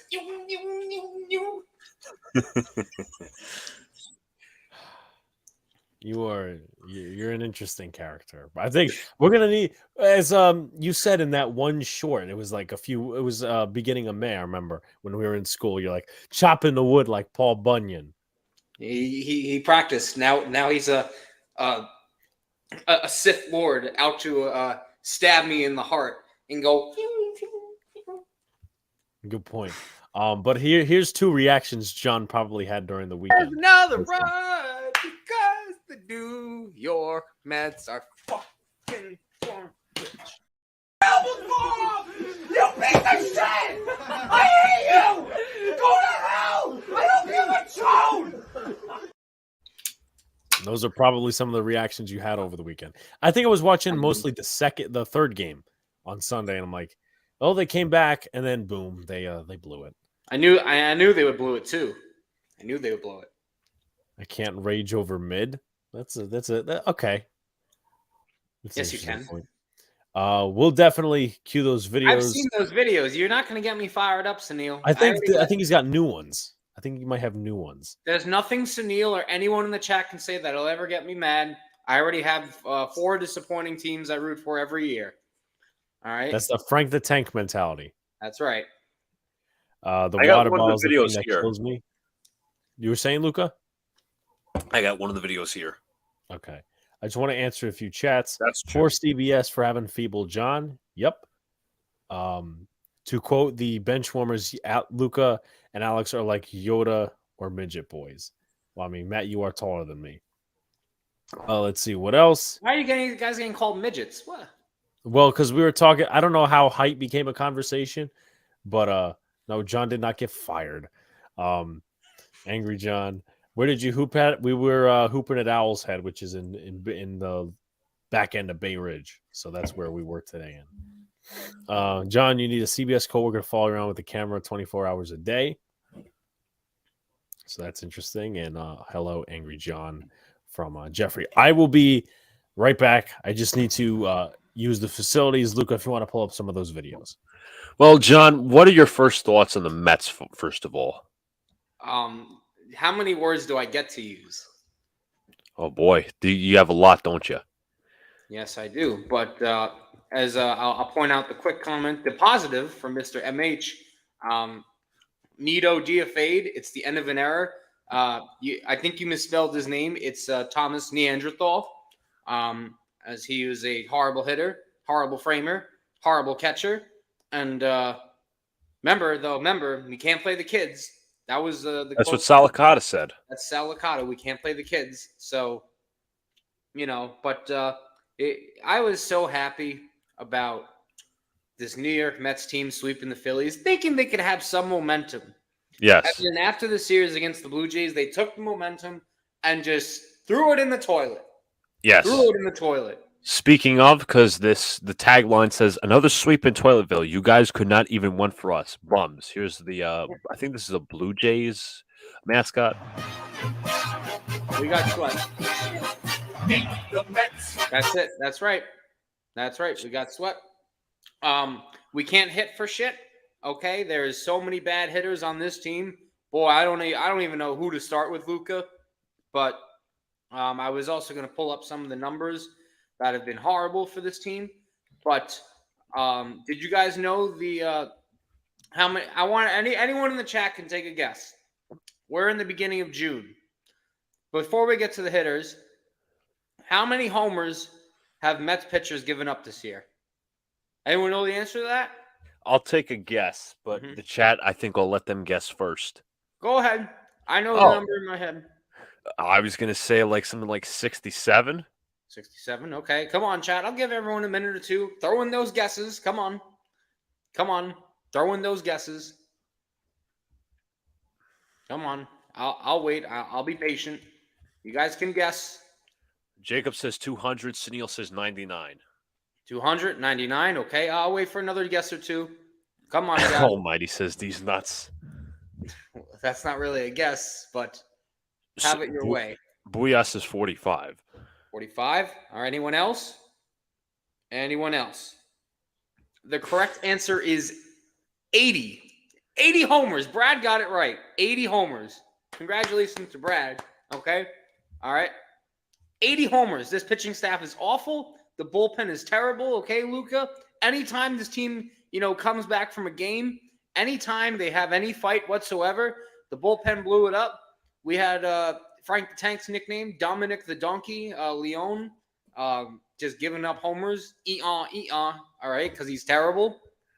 All right. We've had horrible bullpen. I mean, yeah, I can go through the names if you want me again. Leone, Nogosek, Hunter, Brigham. I mean, just who Tommy Hunter, worse? if you want to think about it. Yeah. But the thing is, I told you this, I think, I said this yesterday because we were obviously going to discuss it a little more in depth. But the Mets with their payroll, now I don't know the actual numbers. It is an embarrassment. But the top of the top, I was going to say, obviously you can lead into this after this, but I was going to say, the Mets operate like a small market organization when it comes to relievers. Everything else is whatever, throw money, whatever moves. Billy Epler, ladies and gentlemen, I am calling for his job. He should be fired today on the spot. Okay? His bullpen is terrible. Almost every offseason move has backfired. I mean, dear God. And then you want to get into these hitters because we got into the pitching. Even though the pitching, I can live with their performance over the weekend. They faced a tough lineup, and I know Senga was shaky yesterday. I'm not too worried about him. I'm just worried about his control. It's really the only thing. But Verlander, I thought, pitched well. And in general, the whole staff has been better of late. So I can excuse them for a little. But this batting, I mean, Francisco Lindor, how awful is he? No, I'd like to know, how awful is he? Let's look at the numbers, folks. I'll pull them up. You can pull it up. Luca, this man can't hit a breaking ball. He can't hit anything off speed. Anything. I mean, he's 3 for his last 32. 3 for his last 32, and he makes $341 million. Remember, guys, that's how much he makes. He is 3 for his last 32. That's not 3 for 10. That's not for 20. 3 for 32. Horrible. And then you look at some of the, for the life of me, Daniel Vogelback, I cannot with him. They gave up a good reliever to go get this guy. What kind of power hitter has 2 homers? Isn't that what he's supposed to be? He's supposed to be this phenomenal power hitter. Two homers. 2 this year. 2. Me, Alex, and Luca could fart one out fucking over Citi Field before Danny Vogelback hits one. Jesus Christ, he's awful. Another guy. Excuse me. Another guy, Escobar. Like, why does we keep playing him against lefties? Luca, he's awful. He's awful. He's hitting. I was gonna. Go ahead, John. No, go ahead. Go ahead. I was going to add some numbers for Lindor. So for the last 7 games, read the numbers. Read the numbers. How bad he's been. Last 7 games, he's hitting 111. He is 3 for 27. Last 15 games, he's hitting 177. Why is he not benched? Bench him. Bench him. He's garbage. And you know what really sickens me? When the media asked him, "Oh, what do you think of the fans booing you?" Well, I'm right there with him. No, you're not. You're not there with him, because if you were with him, you changed your fucking approach, all right? You changed your fucking performance. You're not with us. I don't want to know. I don't want to know the sob story for Lindor, okay? I don't care. He is pissing me off, and I'm tired of him. And I'm done with the excuses for him. I'm gonna start treating him horribly until he plays better. Yeah, no, I'm gonna boo him every time. Whether I'm at the game, whether it's on television, I'm gonna boo him, and I hope he cries. So another play that John just mentioned, Daniel Vogelback over his last 7 games, 111 batting average, identical to Francisco Lindor's 2 for his last 18, and last 15 games hitting 108. I mean, this is just the epitome and definition of a Billy Epler or in Epler trade. Gave up a really good reliever in Colin Holderman, who's on the Pirates, and he's very good, for a guy who has no business being on this roster and is pretty much either just taking at bats away from kids or is just struck out and eating cheeseburgers. That's what he's done for the Mets. And yeah, so I watched this whole series, right? I watched yesterday. Right. The point where I turned off the television, and I said it in yesterday's video for anyone that didn't watch, Tommy Pham, after Alvarez air-milled it into center field, Tommy Pham's jogging. He's jogging. That's where we've come to the team that doesn't try. He's jogging. It is so bad right now, and everyone thinks just because they're 30-30, they're mediocre. No, they're bad. Horrible. The Marlins are above you in the standings, if I'm correct, right, John? That is true. And they should be better than the Marlins. 377. I mean, here, watch the play, guys. Gotta watch the play. I remember seeing this. He's jogging. A good throw gets him at home, by the way. A good enough throw and a good enough effort gets him at home. Too. What an awful throw. Let me just say this. This is obviously one of the points of discussion, but I think Buck is past it. He's past his prime. Originally, I thought he was a good fit for you guys, but he's clearly prioritizing the veterans over the kids. And obviously, there will be times where Beatty or Vientos or Alvarez are having a really good hot streak, and then he just benches him for Vogelback or Escobar, which is interesting. It ruins their hot streak, and again, that's the problem with Buck, in my opinion. He's too leaning on the veterans instead of letting the kids develop. Like, I get it, the Mets have this giant payroll, but like, if you cut your losses like Vogelback or Escobar, like, how much are you really losing? You're not losing. You're gaining by subtraction. Luca, they don't do anything. They don't do anything. And now they I just- can't remember the last time Vogelback had an extra base hit. And now they just traded for Vinny Natoli from the Cubs, who's pretty much been a AAA pitcher all year. Yeah. Vinny Natoli, the former irrelevant Yankee. Yes. That's going to help the bullpen, guys. Yes. Yeah, but didn't you guys trade for somebody else just recently?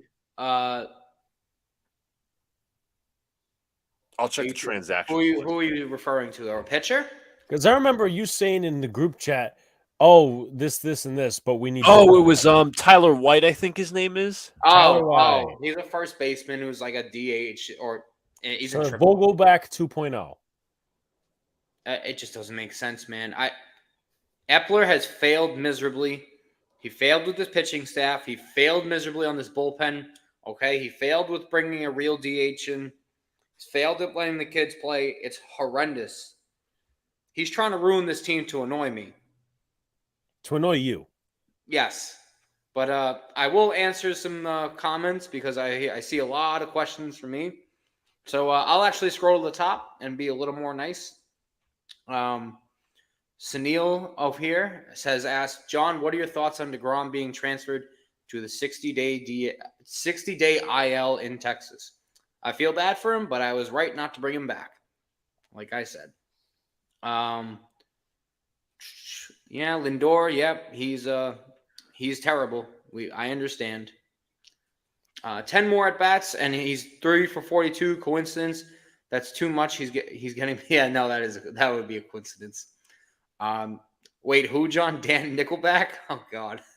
Escobar. That's a pretty good one. I like Easy Out Escobar. It just proves that he's easy out. So, a trivia question for me. Ooh, okay. Can you name the only 4 Mets on the 2019 team that's on the current team? All right. Edwin Diaz. Diaz, Alonso, Nimmo, and McNeil. Yeah, That was easy.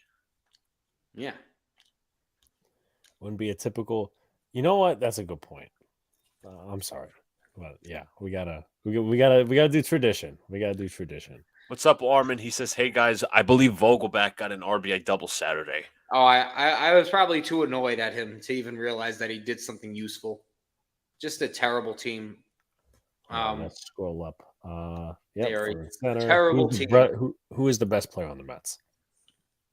Who's the best player on the Mets now? It's Pete. Probably Alonso. Yeah. Mm-hmm. Got the understand GIF. Thank you, Brad. For the members. I want to see Department of Sanitation is garbage too, but they're Matt Riley says injured list guys don't count, so Diaz is not on there. Okay, so it's now. So I had McNeil and Alonso. Let me try and guess the other. We have to go back a little. Is it technically Thomas Nido, or is he already off?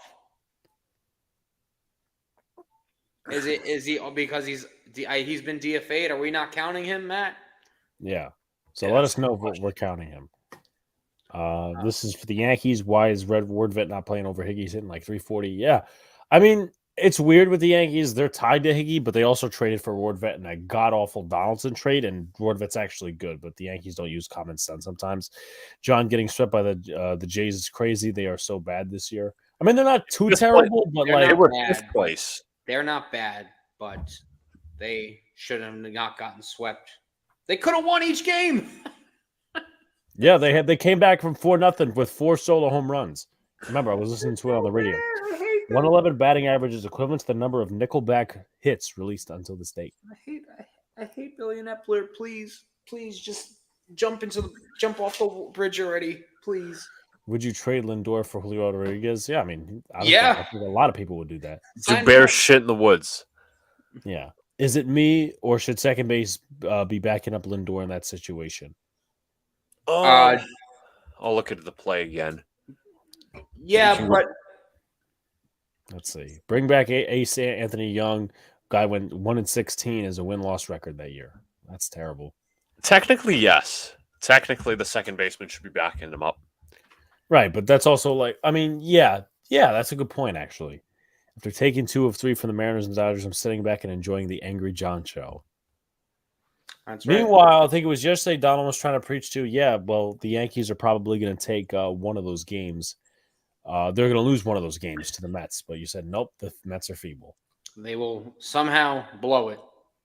Again, I'm going to continue to say this. The Mets operate like their payroll is like $20 million. With these little minor league trades, it's just like they're failing Makes to atone. no sense. They're failing to atone for all the shit they did in like the offseason. Like I looked at the Mets in the offseason. I was like, okay, you need to improve your bullpen vastly. You brought back Ottavino, and you brought in Horrible. Robertson, which is awesome. Robertson would be a very good setup man to Edwin Diaz, who obviously is hurt right now. But what else did you add, honestly? There's no like elite reliever that's Nothing. like, okay, he's going to stare down your lineup. And that's what I said was the biggest issue, the bullpen. That's what I said. I was never that confident. Even with Diaz, I think they're average bullpen at best. Now let me ask this, John. I'm not sure if your Mets are overly analytical like the Yankees, but we just brought up a point. It was They like are. about it was okay. It was about an hour ago. This Yankee I shouldn't say content creator, he's more of a Twitter guy. He was bringing up the fact that LeMahieu's like he had a solid year last year. It wasn't like DJ LeMahieu like at his best because obviously he was hurt, but LeMahieu's strikeout rate was down, and I think his walk percentage was up last year. But he thinks that the Yankees made some adjustments where the barrel rate is up, like those little really geeky analytical stats and those, the stats are like really up in high percentage. Like, so I'll give you some. Like average exit velocity for LeMahieu was up this year, but his strikeout rate is also higher. Walk percentage is down for LeMahieu, and now I'm comparing this to Lindor because Lindor's exit velocity and average exit velocity hard hit percentage are around good to at least mediocre. But his strikeout rate is in the blue, which means it's really bad, 42nd percentile. Barrel percentage, 64%, getting the barrel on the ball. Again, it's useless in my opinion, but walk percentage is also 35th percentile. Not good. Chase rate, 46th percentile. Can I call a timeout real quick? Percentage. Go ahead. This relates to the Mets, so I don't know how John's going to react to this. Someone on Twitter who I follow said Gary Sanchez hit a home run. Billy Epler is clueless. All right. No. Moron, and a big moron. So there you go, Matt. Matt has the answer for you to answer the question, John. The fourth guy is Nogosic. He's been on the team since 2019. That is too long. That is too long. But John, the question is, do you think that the Mets have changed up maybe Lindor's approach as to where they're trying to go analytical as opposed to like the real results? Of course. No, I think it's a major problem. I don't think anyone talks about it because I rip on Lindor for being horrible, but his approach is bad. He can't hit a breaking ball, Luca. Have you seen his numbers against breaking balls? So it's Let's actually look them up. I have the stat right here. It's breaking balls awful. This year against the breaking ball, 128. Oof, that's terrible.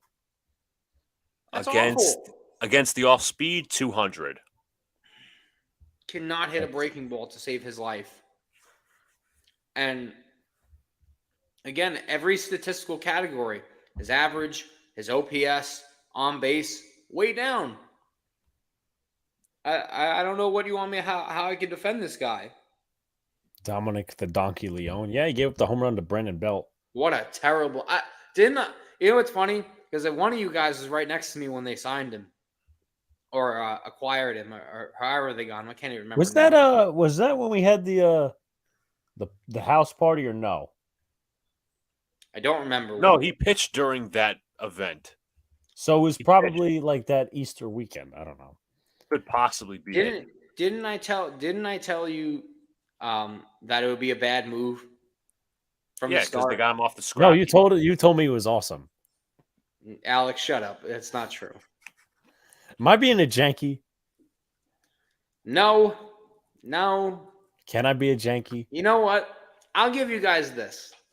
Yes, you rub it when the Mets lose, and I'll do it when the Yankees lose because they will.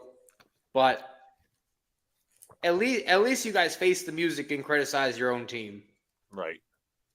That's why I can respect you, fans.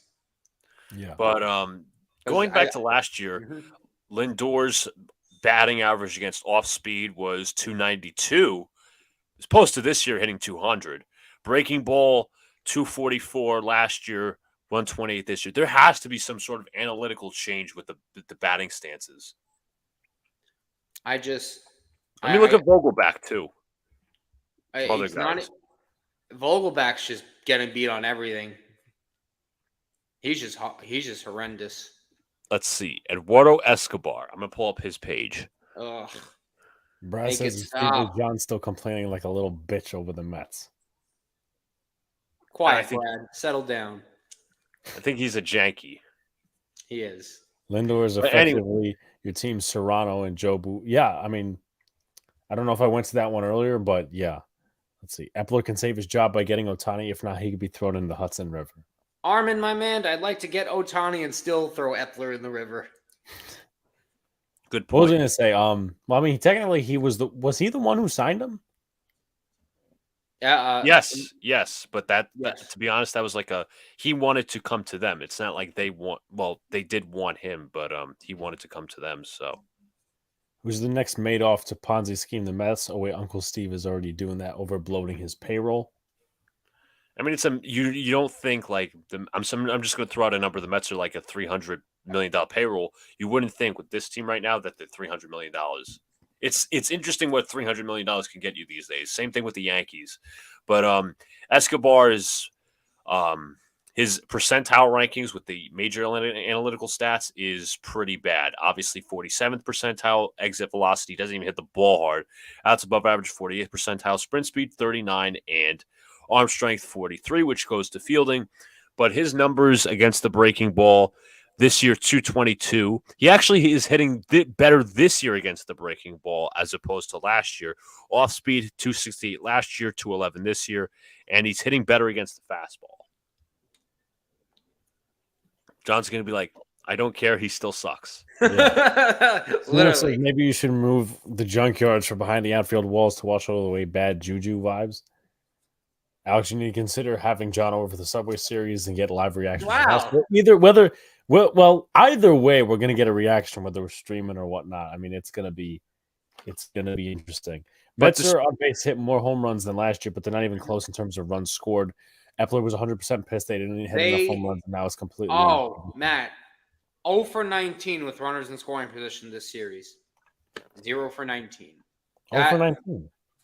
That sums it up right there with how bad they are at scoring runs. I was going to say, the chat is just shooting down John tonight. Angry John is the new Papa John's. His takes are cheesier than the average pizza. My takes are correct, Sunil. Are they not cheesy enough? Like when you root with the pom-poms for the Dallas Cowgirls? Ooh, woo-hoo. But anyways, Daniel Vogelback is what I pointed to with the analytics. Daniel Vogelback, really high percentage in the exit velocity. Max exit velocity as well. Hard hit percentage is up. His walk percentage is actually really. What about his meatball percentage? Really funny. Same thing with his chase rate with percentage is up. Chase rate is up. But his strikeout percentage is 35th percentile. Barrel percentage is 25th percentile. Comparison with stats, Vogelback last year on the fastball hit 257 last year, 232 this year. Breaking ball 139 last year, 167 this year, and 354 against off speed, 222 this year. So they're making some sort of analytical adjustment, in my opinion.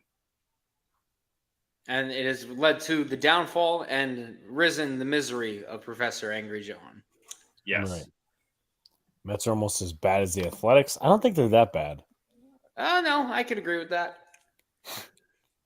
Uncle Steve spends the money. Epler pisses it up against the wall. Sounds like Cashman and Howe. Well, technically, Epler was what? The assistant GM for the Yankees for a while?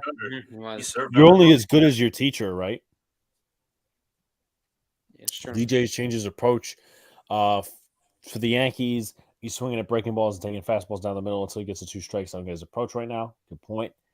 Alex, the difference is your house. He could use your bat and to hit the tee. He ain't destroying any of my property.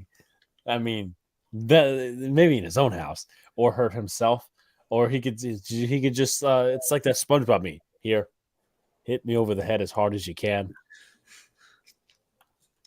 We actually just beat the shit out of the JETS Johnny Boy. Really, Sunil? Hey, didn't Dak Prescott lose a game to Ghost Boy Sam Darnold Ooh. And Adam Gase. And Adam Gase. Just remember that. He goes, "What's your PhD in metsonomics?" No, but I had to take a course in that. Did you fail the course? Oh, of course I passed it. Well, I was going to say I was about to send you a tweet, John, but I didn't want you to get any criticism on this. Somebody was, I think it was under the Nito tweet, and somebody was talking about how everybody's a Twitter GM on Twitter, and that they couldn't do the job that Epler's done. Yes, I could. I could do his job. He did nothing. Could I do his job? Yeah.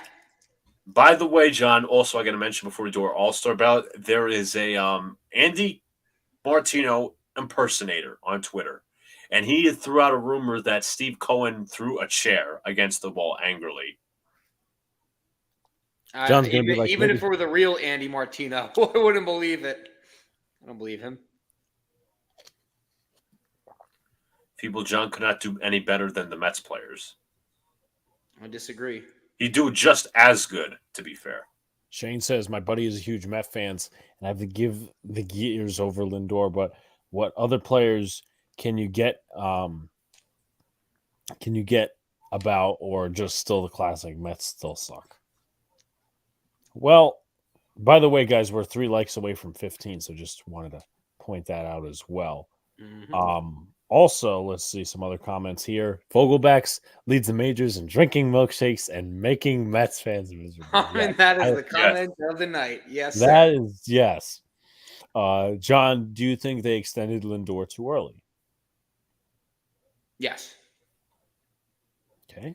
Like, let me ask this: you don't even say you didn't even think it was. You thought it was too early a couple of years ago, because I have a feeling that some Met fans would feel like it would be do They damage. extended him before he even played in New York. I know, but some people would have They do said, too. some Mets fans had a mentality of damned if you do, damned if you don't, because there were some Met fans that were concerned if Lindor had a really good season 2 years ago that he would be a free agent. The Mets would not be able to re-sign him.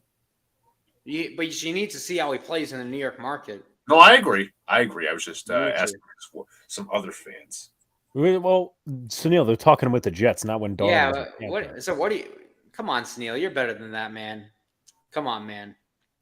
Vladimir Guerrero double to take that lead was insane. He almost hit the ball, and he hit a ball that was almost in the dirt.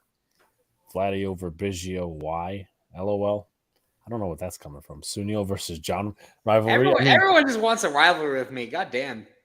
I mean, is that like some sort of award, like achievement? It's like, hey, I I want to see you angry, John.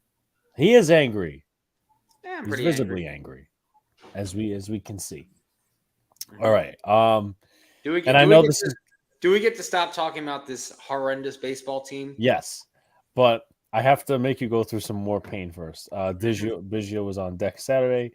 Yeah, Armin. Oh no, Armin's in the same category. Can I have Armin is my number 2 man, just bullying his anyone, sidekick, beating the shit out of anyone.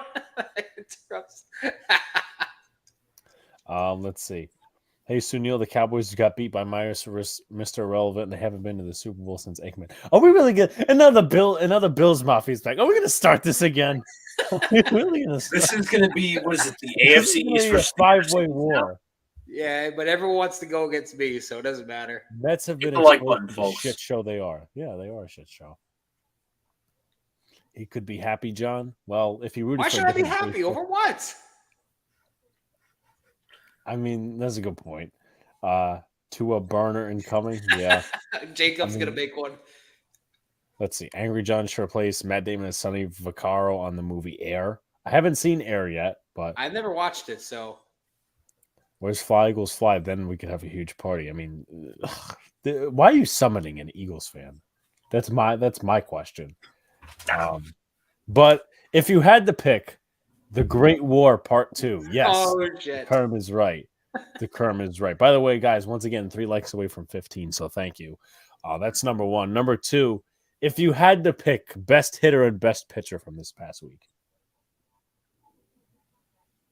Am I going for who's going first and second? Oh, this is for the I'm Mets. talking to you, John. Oh, I'm sorry. I thought I didn't know. I'd have to say The best hitter this week probably was. We didn't really have that many good. I give it to Mark Canha. Thought he had a good week for once. All right. Okay. And then the best pitcher this week, I'll give it to Max Scherzer. Okay. All right. Thought he Okay. pitched very good. So those are my awards. I have some worst awards too. Okay. Worst $300 million player of the year, Francisco Lindor. And, Worst shopping spree of $300 some odd million, Billy Epler. Billy Epler. Worst left-handed hitting power hitter in all of baseball, Daniel Vogelback. And the easiest of outs goes to Eduardo Escobar. See, this is why we have this. This is why we have this. 1 second, I'm just gonna put something in the chat. And then the rivalry apparently has started again in the chat. It's Yeah. Bills versus Cowboys. Everybody fighting. Why is it when it's us three? It's just like it's so odd. I guess Jeffrey, you say that every time, and that's because we didn't get to basketball yet. So relax, dude. We'll get to your comments. I have them starred when we go to basketball. That's not where we're at right now. they're playing basketball. Literally, Sunil, the Cowboys are literally the clowns of the NFL. Why are you so confident about them? Oh, good God. Don't worry, Alex. The Giants will be Swiss cheese after week 3. Newsflash, Purdy will start. I don't know about that. Jays are getting killed tonight. Yeah, they're getting beat by the Astros. Bills Mafia, your QB is really Josh Allen stunt double Chris Pratt. The best hitter, the ump's best pitcher is Chris Bassett. Yeah, that was a kick in the face. Good point there. So Neil, that's the only thing you say about Josh Allen. It's not even funny. At least my QB has made a championship game. Okay, all right, okay. 3 likes to 15. Just pointing that out. The best hitter for the Mets was the opposition. The best pitcher for the Mets was the opposition. That is a pretty good in the Jays pretty series. good summary. Good In the summary. Jays series, yeah. Let's see what else we got. The only bright spot for Mets fans are Phillies are the worst. Good.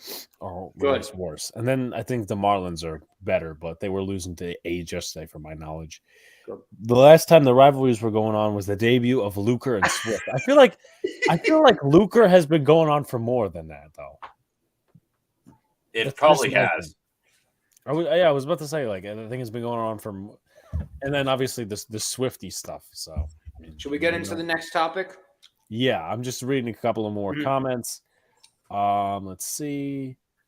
Bills Mafia, they're still going on with the rivalry. Of course, the Blue Jays are being smashed as Big Mac Manoah gave up 6 runs in a third of an inning. Or the Marlins in a playoff spot. Yes, they are. Yes, they Apparently are. they are. Apparently they are. So, Luca, we could probably hit the All-Star ballot, right? Okay, so do you have it, or you want me to pull it up? You could pull it up. All right, so MLB All-Star ballot. Ooh. So we will do this, and then they will critique us in the chat. All right. Here we go. All right, now we got to. This is for starters, everybody. We have phase 1. You got to choose one for each position in the league. Okay. So where are we going first? First base. Okay. Joey Gallo qualifies. Ugh. Okay. Rizzo definitely is to be considered. Consideration. I think I have my vote because I remember doing this over the weekend. So I'm just trying to see all the numbers on everyone. I think I have. What Freddie happened? Freeman is also under consideration too, but Alonso. I has have a more tie with Freeman and Pete Alonso because Freeman's having a dominant year, 331. Mm-hmm. I think my vote for starters would be I think Freddie Freeman would get the nod over Alonso. Yes, I'm not biased. I think Pete's number 2 right now. Freeman is just On killing another it. level. Yep. So, what's everybody's final vote for the National League? I'm gonna Freddie go Freeman. No, I'm gonna go Freddie Freeman too. He's my favorite player outside of the Yankees. So, and then first base for the American League. I mean, Vladdy's obviously having a good season. Anthony Rizzo as well. My vote happens to be in that division. Andy Diaz. It is Yandy Diaz having an incredible season. Okay. Yeah, everybody's saying AL Rizzo or AL Vladdy. I think That's Yandy the- Diaz has been tearing it more than those guys. It's The- a pretty good selection. I'll take Yanni for right now. Yeah, I'll take Yandy right now. If Rizzo was over 300, I'd probably take Rizzo, but he Yeah. slumped a little bit in the past few games. So Yandy, second base. Okay. Let's look at the second base. Arias has to be National League. Yeah. I mean, he's hitting 399. Like, I'm not even going to, like, Nearly 400. Arias. All right, so now we're going to look at the American League. You got Cavallero, Brendan Drury. It's a pretty shit list. I think this one's an easy one. Marcus Semien. Semien. It's not even. This dude is. I think he's got like over a 20-game hit streak, Possibly. if I'm not mistaken. I'll look it up after this, but third baseman. Third base. Matt Chapman's having a pretty good year. It's usually not him though. He usually hits in like the 240s. What else we got? Yeah, JD Davis, John? Before I even say JD Davis, is there anyone? All right, so I think I'm in agreement with Matt Chapman. Okay.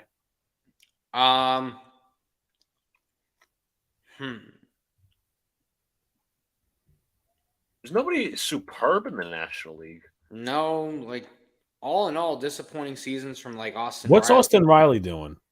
He's hitting 262 with 10 homers, 30 RBIs.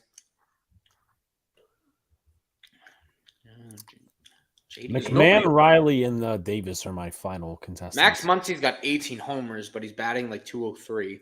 Yeah, that absolutely not. Just a Candelario from the Nats is hitting like 260, but he's like slugging 456. Like that's not horrible, but that's not all-star numbers. I mean, I'm trying to find someone worse. Damn it! It might be. People JD are saying Arenado. I don't think that's not a typical year from Arenado, though. Yeah, I expect better personally. I mean, he is on a Garbo wasn't he team. hurt? He wasn't hurt, right? Was he? Oh look. I don't know. I mean, I'll look it up. You can keep scrolling through the ballot. Just nobody there. Let's see. Let's see. Nolan Arenado. Is he not on the ballot? Wait, where is he? Arenado's there. Where is he?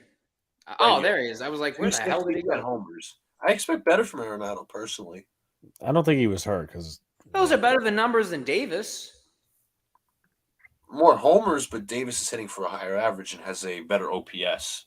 And JD Davis was a Met. Yeah, that too.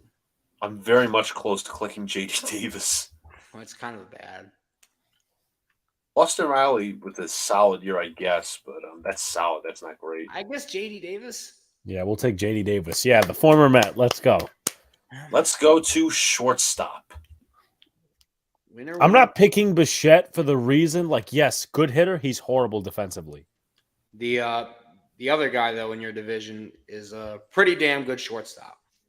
Wander Franco. That's my vote. Yeah, I'm taking Wander Franco. Don't forget Corey Seager hitting 345. Oh. He had some time. Wasn't he hurt at all? I'll check. I'm pretty sure he was hurt for like a month, if I'm not mistaken. Devers, I think, was hitting 246, though, guys. Like, I don't think his numbers matched up to Franco's killing it. Seager was hurt, apparently, at some point, Kerm says. So that's probably why. Yeah, that makes sense. So I'll leave Makes Seager off the list. My vote is Franco. That's where I'm going to lean as well. I'm going to go Franco as well. And then National League. Nobody impressive again. What is Dansby Swanson as a Cub? I've been hearing he's doing really good. 275 though. Matt McClain. I mean, he's probably somebody. Well, I can already eliminate one guy on that list. Lindor. Linda. What about Perdomo on the Diamondbacks? That's not bad. He's having a pretty solid season. That's one to consider. Everybody's saying Xander. How good is he doing? That's not a tip. I think Xander is also a better player. He's also got a monster contract. So, Yeah. and there's nobody really impressive on here. National League. I guess my vote would have to be Perdomo. I'll take Perdomo. He's having a breakout season. I agree. I don't think it's Xander. Catcher. Jonah Heim is my vote. I'm gonna. I think it should be Adley Rutschman. He's also having a very good season. So is Salvador Perez. Perez That's ain't an bad. interesting one. Perez is like 30-something odd years old. He's still having good years. Jonah Heim's having a really good season. They're both having a good season. Luke, you're muted. 8/10, 1990 in Valencia. Okay. Venezuela. Okay, so I was getting the answer here from Really Alexa asking that that. Salvador Perez is actually 33 years old. I was wondering how old he was. That's what I wasn't. Older, but I promise you, I didn't mute myself on purpose. Brian. Going back to catcher. Rushman and Perez. I'm taking Jonah Heim. Bro, I'm not. I'm just going for the underdog here. I think it's Rutschman. The on base is better. The OPS is better. Heim's better defensively, but I'm going to lean Rushman here. I think when we do actual like reserves, I think we get to vote on that too. Heim is going to be there along with Salvi Perez. Mm-hmm. National League, I'm leaning Elias Diaz. I was leaning him, but there's a guy who I didn't expect to have this kind of season. Sean Murphy. Sean Murphy's fucking killing it. Holy shoot. 289, 11 homers, 38 RBIs. Like I think Elias Diaz is an all-star this year. Not as a starter. Murphy usually doesn't have those offensive numbers, though, He doesn't. which might be vote worthy. And also, I mean, the one thing that got it, the Braves are in first and the Rockies are dead. But I think both of them will easily get in. I think it's a tough one. I'm leaning Sean Murphy. I'll take Murphy by hair. Another guy who I was considering was Will Smith. Yeah, he's having a good year But, too. I 932 think OPS. Sean Murphy deserves that nod this year. All right, so now we choose 3 for each representative league outfield. Okay, I have a question. I might have an answer. Does it have to be left, center, right? No, just general outfield. General outfielders. So what? Give me Aaron Judge. So I guess we're doing the American League first, okay? Yeah, we'll do American League. Okay, all right. Your Don's having a very good season, 278, 16 home runs. I think he's second in the American League, or at least tied for it, close to. He is one of my favorites too, as well. Okay. So now here's the thing, right? I think Aaron Judge is definitely one of them for the American League. Yeah. Alvarez is definitely one of them. Now the third guy. My vote. I think I know where you're going to lean. Who? Rosarena.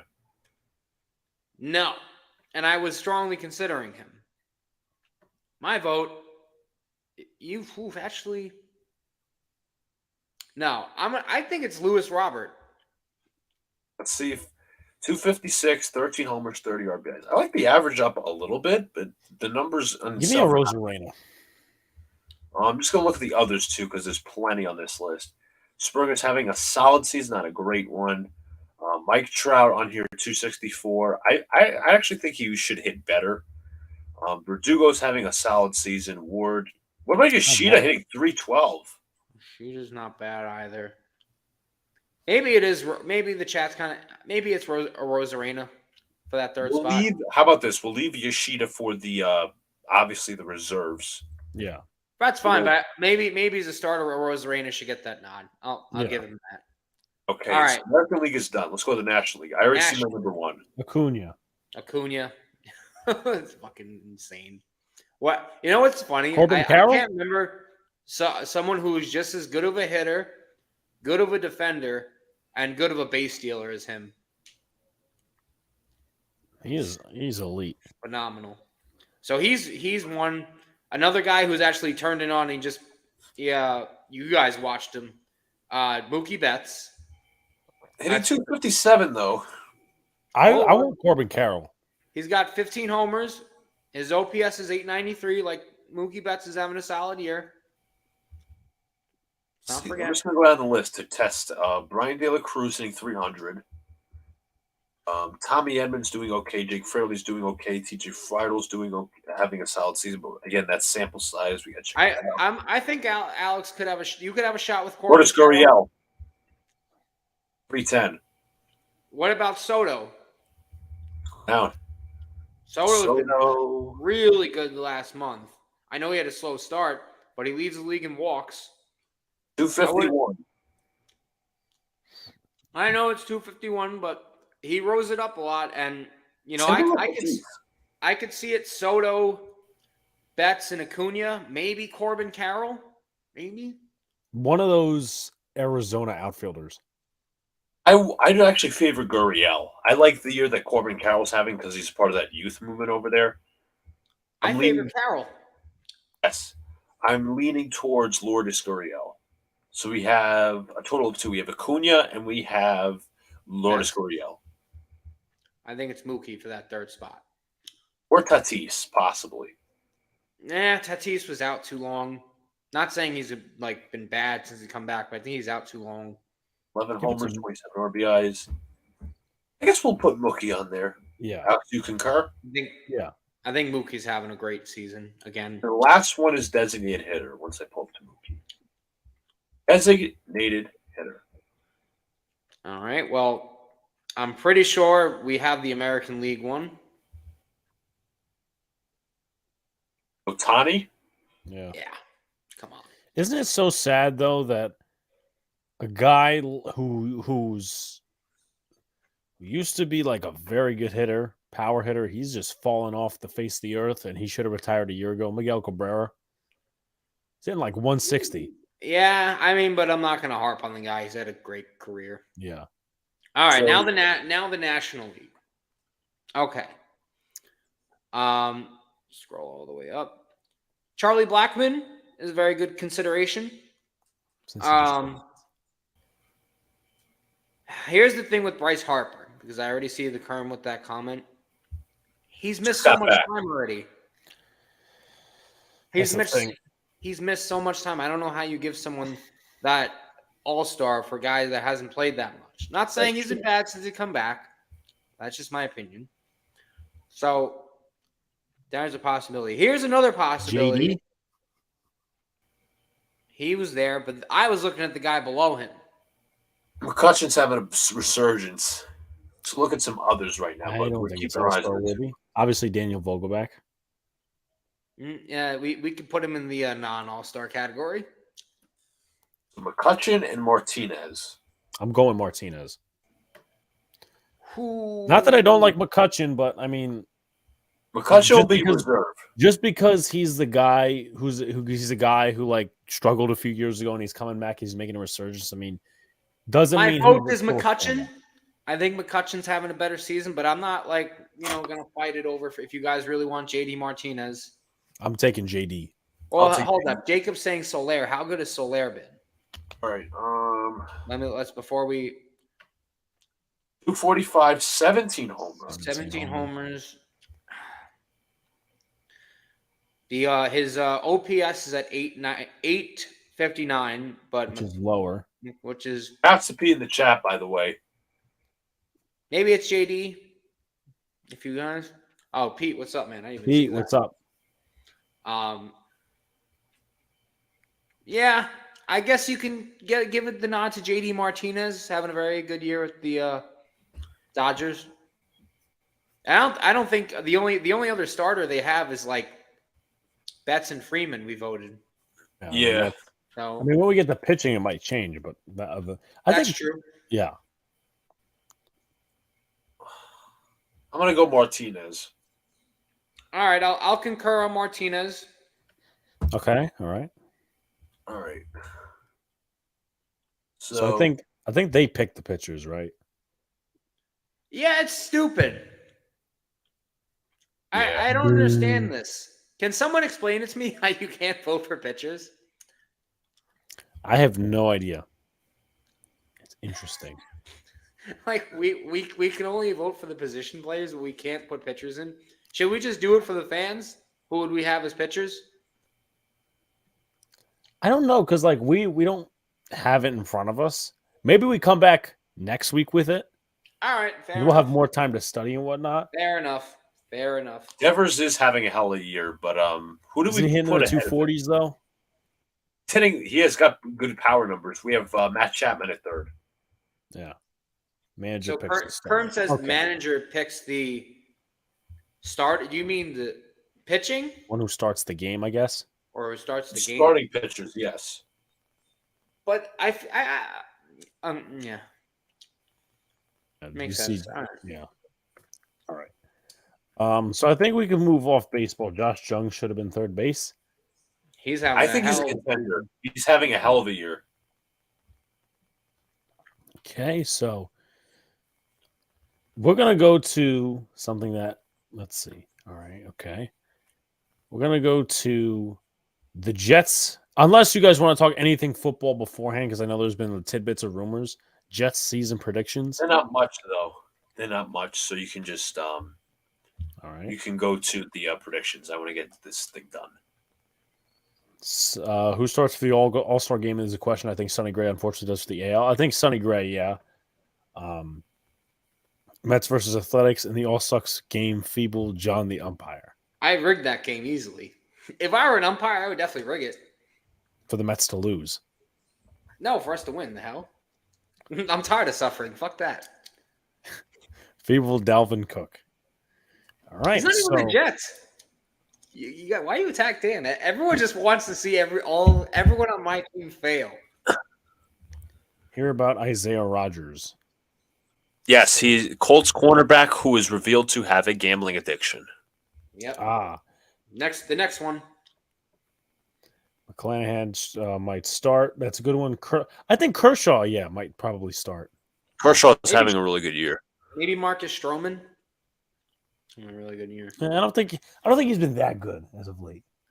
But nice John shirt, hates John. Marcus. I hope you'll be wearing that after the Giants game. What his up pay is. Everyone, so high on the Giants, buddy. Well, that's the shirt. He kind of. Oh, I know, Hayes. I know. John really doesn't know though. I understand, idiot. Not yet, John. He will be soon. Could be Kershaw's swan song. Yeah. The Jets season relies on Rogers' calf and whether or not Taylor Swift gets involved. You guys really think the calf injury is that major? He just came back today. He came back. He was fine. Like, I guess the chat really wants to see y'all angry. Anyway. All right. Jets predictions. John, you know we should change that in week 8. We should change that to a win, but unfortunately, John, here's the thing though, right? What was it? Who were the people that voted yes for the Giants win? It was me, Donald, and Brian. Is that correct? yes. Okay. That already overrules the two of you because it's 3-2. Yeah, that's what I was about to say. Unfortunately, Yes, but no. in our eyes, it's a victory. Meet the Jets. Beat the yeah, Jets. wait. If this is Jets season predictions, right? It's because they did the Giants Has season this predictions. previously been That's why. voted on? Wait, so we can't change that now? This is our predictions. Of course, it's predictions, but also in week 8, you would be. I understand you guys think it, but this is my prediction. I don't want bad takes, Brian. It's not. It's not your. It's everybody's prediction. Thank you, This Armand. is terrible. Armand Why didn't can't do we that. all have our predictions? The only time the chat gets a say is if there's a tie. There's no tie. No, Armin, you get to say. No. I'll tell you. I'll give you the truth serum right here. Brian caved. It was a 2-2. Nobody else answered, so he's like, you know what? I'm gonna cave and pick the Giants. That's not a vote. So that's peer pressure. Exactly. Get out of here. Okay, we'll start at week 1. Okay. Jets fans thinks Rodgers makes them a Super Bowl contender. He does. At least Jets playoffs. prediction 8-9 midseason collapse. Rodgers plays through an injury, then they trade up at the draft for Caleb Williams. That's because Thank Matt's you, being Matt. satirical. He's being ironic. Yeah, I know. NYJ record ends up being no better than 7-10 last year, and the NFL shifts to the Vikings for watch Rogers had there. Alex, if we wouldn't have you are right. Wait, if we had to say Brad take Brian wouldn't ever be. There is a point to be made. There is a point to be made, but Jets are going to repeat of the Mets this year. I don't know about that, bud. No. I know. Brian and excuse me, not Brian. We'll be competing for the No. top of the division. Top of the division, in my opinion. Bitch, take a Oh Brian. shit! Armin wants blood. Yes. Armin wants the smoke. But I could see John and Luca would want Bill's Mafia back in the chat if they win on Monday night and all that stuff. But Very anyway, much so. speaking of which, Bills Jets Monday Night Football. I have a Jets loss here. I do too. I have a Jets It loss. does take a open. bit for. I'll just say this: it takes a bit for Rodgers to warm up, but I'm not sure. I see the Jets splitting with Buffalo first of all, but do I really see them going out in Buffalo Week 11 winning? It's not terribly cold there. Keep in mind, and the Bills weren't exactly. How would I say it? I shouldn't say undefeated at home. Like they weren't untouchable at home because the Vikings went out there and beat them handily. Yeah, That's right. good point. So But, in my heart is saying win week 1, but is true Rodgers tends to get off to slow starts. So you know what? In my eyes, we can mark week 1 a loss, but week 11 a win. Okay, we'll see. Let's just start Yeah. to go to week 2. Week 2 Against the Cowboys. Aaron Rodgers against the Cowboys. Hey, Sunil, win. Win. I'm taking a win there in Dallas. 425. Win. Rodgers even if I is said usually- yes or no, the Jets fans on the panel win. Alex, have you not seen Aaron Rodgers against the Cowboys? I'm going to get to a couple of comments in a little bit. Jets Patriots at home. I'm going to take the Jets. So am I. We're going to finally beat the Patriots after 8 years. We could have done that last year, but there was a stupid quarterback playing for us. That's right. Yes. That you guys went to that game Yes, we did. and you suffered. Chiefs at Jets. We are going to lose that game, I think. Yeah. I think we lose. I mean, start at the first 4 games. I think 3-1. I think 2-2 is somewhat realistic. 3-1's a little more realistic, but there's 4-0 we'd obviously be on cloud 9, and being 2-2 wouldn't be the greatest, but it's not the worst feeling after all because we got week 5. Mm-hmm. Okay. Jets at the Broncos. I'm going to say we win. They No, went I out and think beat. this is- Go ahead. I think this is a Jets win, but I also see this as a game that the Jets will lose. No, I'm not playing middleman. I'm voting for them to win. You just did. You're like, oh, I see I the would have Jets picked winning the this game tie by if 12. that was the That's case. the only thing I heard Alex ever say. I would have picked You're the like, tie if that was oh the wait, case, but I do see the Jets what I'm winning this game, saying but is it's also no. a Let game me they could finish. lose. Let me Any finish. game during the 17 game season they could win or lose. That's obviously You the didn't let me case. finish. You didn't let me finish. Okay. Because there are times, first of all, obviously it's shaking my head, Alex, and make up your damn mind. I said for them to win. I said they are going to win this game, but I could also see them losing this game because Sean Payton is a better coach. Right, but Russell Wilson's also pretty unpredictable. We Yes, don't know what he's going to do. that's why I'm picking the Jets to win, genius. So am I. Okay, Luker. Anyway, let's see. Number 6, Eagles at Jets. I say the Eagles. It would be great if we get a win against them this year to beat them for the first time ever. It'll be like first time in forever. But I think it's going to be a hell of a close game, I'll tell you that. But the Eagles replenished every piece basically that they lost. I mean, Javon Hargrave is gone. Let's insert Jalen Carter. I mean, I think we'll take the L on that one. Yeah. It is You're a not in tough schedule in that before our bye. It's not Oh yeah, easy. definitely. If you end up like 3-3 or 4-2, that's not bad because the You're rest of the 3 and schedule 3 just technically before the bye. So, Bills. Let's see. Get past Cincinnati. 0-4 is most realistic. Oh, That's God. really funny, Jacob. Really funny. Make up your damn mind.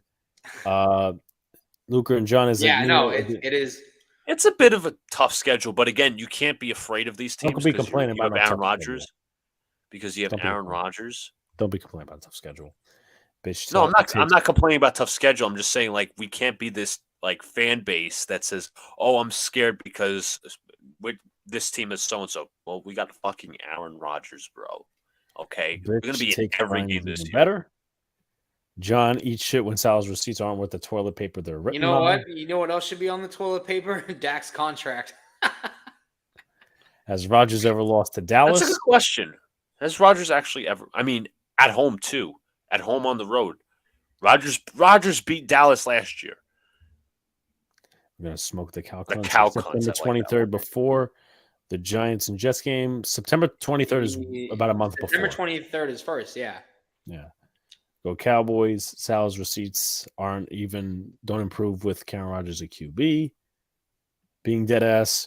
Now, how can the Jets not win 10+ games when they were Exactly. 7 last year with Exactly. That is a very good point. Good point. So he's going for everybody. Jets to go 7-10. All right, well, let's do the rest of the predictions. Yeah. Yes. Well, I'm just John, getting to see what's going to happen, John. We're actually going to, me and John ourselves are going to predict this Week 8 victory. Okay. But I want to get to the comments first. Give me a second. Luca and John, is it me or the second? Oh, yeah. We'll talk about this one. And then, okay. All right. Anyway. So you guys are predicting this win, but I'm not taking it off the charts as a Giants win. For some reason. Because it Brian had overruled. to cave. Wait, but just put it for our sake. We're not saying for your Giants. It would still go on the schedule. It wouldn't make any sense.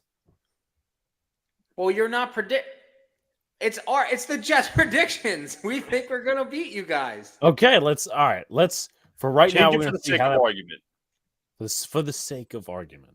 Even though I'm not saying to change your predict. I'm saying simply this is how we think the Jets. Because this is for the Jets predictions. Like for the Giants predictions, we got the Giants winning. That was like how many weeks ago? So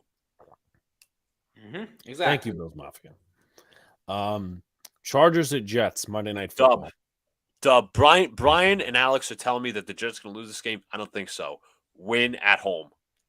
Monday Night Football against Justin Herbert. I see it as a win. It's not an automatic win, but I think we win. When did I say this? I thought you guys were. I must have thought you guys were playing in Los Angeles. No, I see the Jets winning this one. I see the Jets losing. Actually, the Chargers are not. They got a talent. They're a very good regular season team. Yeah, very good regular season until Brandon Staley decides to go for it on 4th and 1 on the 28-yard line. All right, well, I'm personally leaning victory. John's going to lean loss, but okay, that's fine. Week Jets 10? at Raiders. Jets. That's against fucking Jimmy G or whoever else, Aiden O'Connell. I'm taking that victory. Jets at Bills. Jets victory. It's either way going to be a split. John, I'm voting loss here. Well, you're voting loss. I don't think we're going to beat Buffalo, but I think we'll get our division wins elsewise. Okay. What I'm saying, we're going just because he's not a homer, Luca. It's not a homer thing. I'm just saying, like, it's reasonable to expect that. I didn't say they can't split. I know, didn't say but like, possible. but again, as I brought up the points, like I get Rodgers starts, slow sometimes. I get if you want to predict a week 1 loss, but it can't be impossible that the Jets win in Buffalo. I didn't say it was impossible, though. This is what I think will happen. I could be way wrong. I hope. Yeah, I mean, it's kind of basically in this situation was like, what was it, 2 weeks ago when I was basically John and Donald was basically Luca, where the Giants play Dallas week 1 Sunday Night Football, but they also play Dallas like in a tough road stretch. So I said, no, we're not beating the Cowboys this year. And Donald's like, well, why don't you think that? I said, well, we could beat them. They're a beatable team, but the schedule doesn't allow for it, in my opinion. So. And Luca, remember, we're going from Vegas straight back to Buffalo. It's not fucking easy. No, I understand, but I understand completely. But I think either way they're gonna split somehow. That's my general. Oh, all right. Well, we'll see how the rest. So go ahead, play the rest out. All right. Dolphins at Jets. The Jets. That's Jets. stupid Friday night matchup. I think it's Friday afternoon, but maybe Friday afternoon. Yeah. It's like a 3:00 game or some shit like that. Friday, not Friday. Falcons at Jets. I'm gonna take the Jets. Jets. This is where we start picking up wins. Yep. Jets home against the Texans. Jets. Jets at Dolphins. Jets. Dolphins. You think they're gonna sweep the Dolphins? Yeah. Yep. I would say a loss, in my opinion, because I think I'm we'll going with split. victory. I think But okay. we'll lose 2 games to Buffalo, and I think we beat the Dolphins twice. All right, I think that makes up for. I'm fine with that completely. Washington at Jets. Jets. Jets. Washington and Cleveland. Excuse me, not Washington and Cleveland. Damn it. Jets and Cleveland. I'm taking Cleveland. I'm taking the Jets. We beat them last year with a shitty quarterback. We're beating them this year easily. They also didn't have Watson either.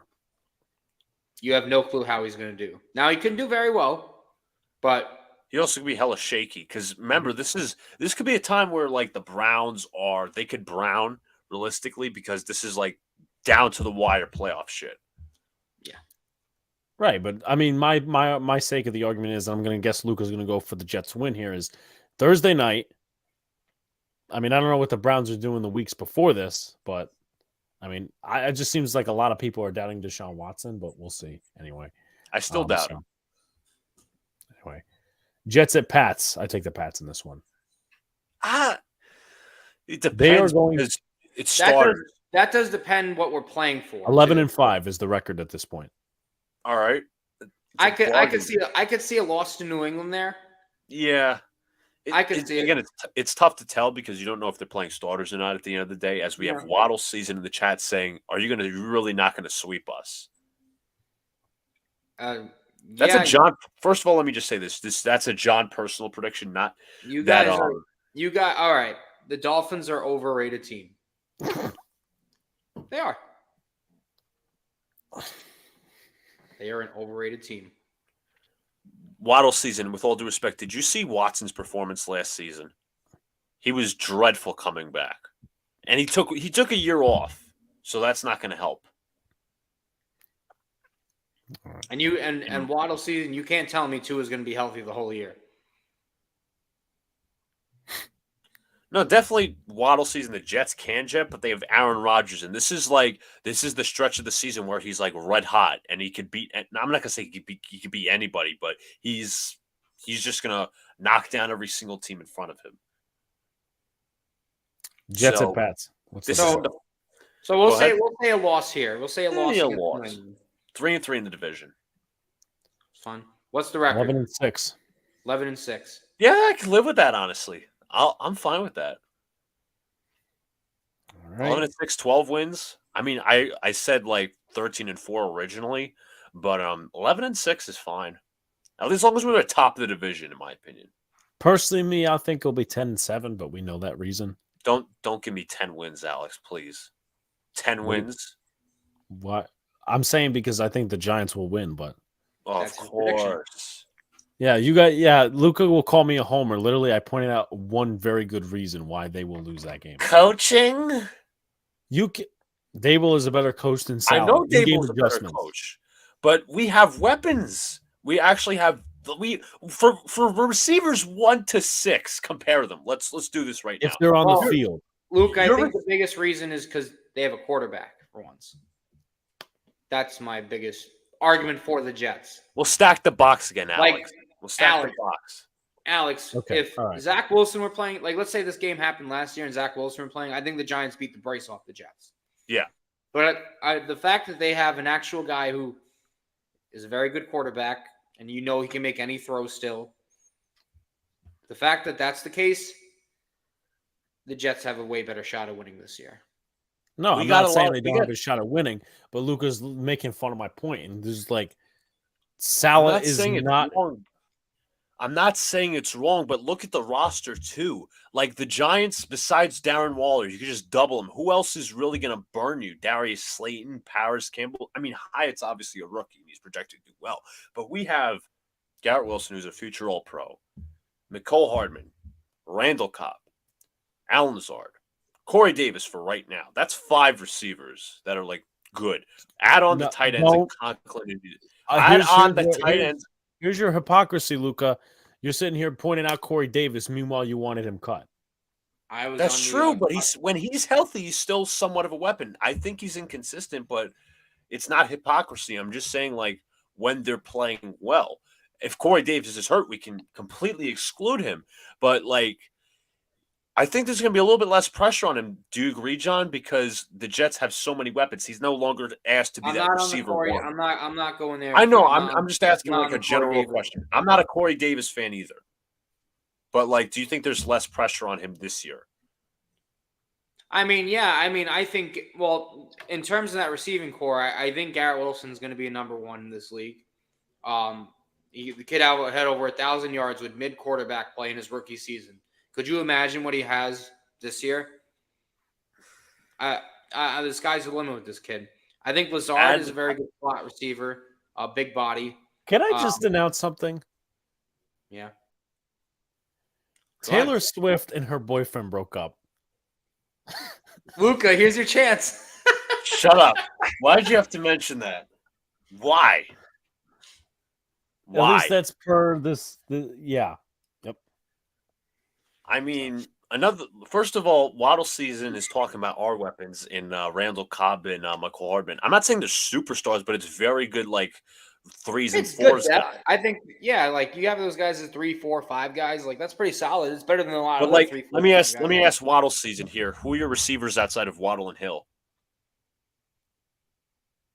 Cedric Wilson, if he's even on the Dolphins, I'm not sure. But what other receivers do you have personally? Davis on the bubble. Plus, you got mid running backs. I mean, we got Breece Hall, who hopefully will come back healthy. That's the hope. Again, hope. Michael Carter. Imagine. I mean, I don't think the Jets are going to sign Dalvin Cook. That would be like weird. That would be like, wow. You got tight end position in Conklin and Uzama. You also got the kid Kuntz. Yeah, Zach Kuntz. It all Oh, depends on what players are healthy and going in the Giants-Jets game and who is hotter. That's a good point. Jets are also coming off a bye, so that should help. But again, I will say this because I'm being objective here. Normally, coming off the bye should help you, but the Jets always play shitty off the bye. But I don't. Maybe that changes this year around with Aaron Rodgers. And if the Giants were coming off of a road game, I would go ahead and say the Giants are going to lose. But they're coming off of a game against Washington at home. So I think the Giants beat Sam Howell the first time around. But hey, we'll see. There's plenty of time to place a bet. Of course, we update this. Giants have more depth for weapons than the Jets. Waddle says. Alex, name your top 4 receivers. Okay, it's a mosh pit a little bit, but not tight end receivers. Jalen Hyatt. Okay. Let's see, because I like you could literally list some of these guys as like 1s, 2s, 3s, 4s. That's why it's like general top 4 receivers on your roster. So you're doing that. Isaiah Hodgins, Sterling Shepard, and then behind that would probably be Paris Campbell, Darius Slayton, Wan'Dale Robinson. That'd probably be your 6, and then Jamison Crowder, and then some of those guys. But like Crowder was a giant. Yeah, I was interested. I was very interested to see why they signed him, but yeah, I mean Hyatt, Paris Campbell, Hodgins, Slayton. It's not elite, but it's like I'm not saying it's solid. You want to compare that to Wilson, Davis, Lazard? No, the Jets have the better core, but I think we have the defense to match. You might not have the secondary to match. I think I'm more worried about that pass rush against the offensive line. I'm actually worried about the complete opposite, John. I'm not worried about this. I mean, secondary's fine. You got Deontay Banks and you have Adoree Jackson. Safeties, who are your safeties? Belton and McKinney. And then the linebackers, who are your linebackers? Okereke. Okereke, Karake. Okereke. Okay, all right. Okay. And probably, hopefully, it's not Gerard Davis. If it is, I'm gonna go. That would be Wink and funny as scream hell. with him. I had to suffer Um, through half a year of Gerard Davis. He stunk. One of the most unathletic linebackers For the ever. moment, I will say Darian Beavers or Micah McFadden. McFadden was okay. He was more of like a run support guy, but again, who's covering the tight end? That's my question. Yeah. Pass rush, you have Thibodeau and Ojolari. Who else do you If have? he could stay healthy, and then Dex and Leo. Well, the interior pressure up front, but And then I also, forgot to mention Waller. Thank you, Jacob. no, I know. I mentioned Waller, but the Jets also have an array of pass rushers. No, I know. And I think we have, other Quinn than Williams, Jermaine Johnson. We could go on and on, but we'd be here till next Tuesday. Yeah. EIEIO. Yeah. Yes. I think the Pats get Hopkins, but I thought the Pats were out on him. we'll see who gets him. But if the Chiefs are out on him, that means no gargling mustard for Brian. Or no, he's chugging mustard, Man. which we all wanted to see. But You guys think he goes to the Browns, Hopkins? Why? Because Watson's there? That's one of the reasons, but it would be Elijah Moore, Amari Cooper, and DeAndre Hopkins. It's a good tandem if you think about it. that's what Armin says. He thinks Hopkins is going to go to the Browns. Yeah.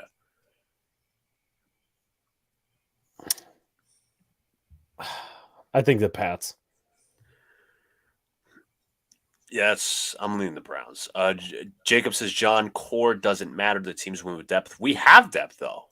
We have depth. That's Well, core and depth matters. You need both. You can't just have depth and no core. Yeah, or core and no depth. Yeah. Yeah. I mean, yes. that's what winning teams do. Rodgers versus the Giants, 4-2, 60.2, a 60.4 completion percentage, 17 touchdowns, 4 interceptions. What was the last time before last year he lost to the Giants? He Was that torched our defense in 2019 with big fat Papa Bear Betcher as the D coordinator. And It then was like 31-13 the final score. And Daniel Jones threw 3 interceptions that game. So, but no, I think this team will be better and well, ready. of course, obviously. Any final thoughts on the NFL note? I don't think there's anything really to discuss, except that there's a random ass rumor that popped up on my feed that the Jets are apparently going to sign Dalvin Cook for $11 million. I don't believe it. It was unconfirmed, so I'm not believing it either. And even if they did, it wouldn't make any sense. Yeah, we have. It doesn't at the end of the day. It depends on Why would you draft a running back? That too. Exactly. Like our backfield's filled already. Hopkins, Cooper, Moore, and Peoples-Jones, solid 4 wide receiver set. No, yeah, that'd be pretty. I've always been a fan of Donovan Peoples-Jones.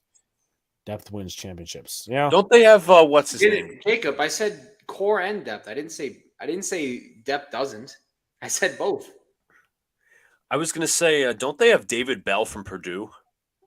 Yeah, I don't know what he did last year though. Well, I mean, you can't really choose core or depth because You need both. I would go depth. Honestly, I would rather go depth because take it to a different sport where you had the Brooklyn Nets that didn't necessarily win a championship. Right. But in this argument, both sides have to be there. Like you have to have core and depth. Yeah, I mean, like you look at the Chiefs last year. Yeah, they have depth, but they don't win without if Mahomes doesn't have Kelsey. Right. Like, they don't. Jacob, the Jets have actually $26 million in cap space. Thank you, Carl Lawson, for restructuring. We highly appreciate it. And there's also rookie contracts that have to be signed. Right, but that's like $9 million shaved off.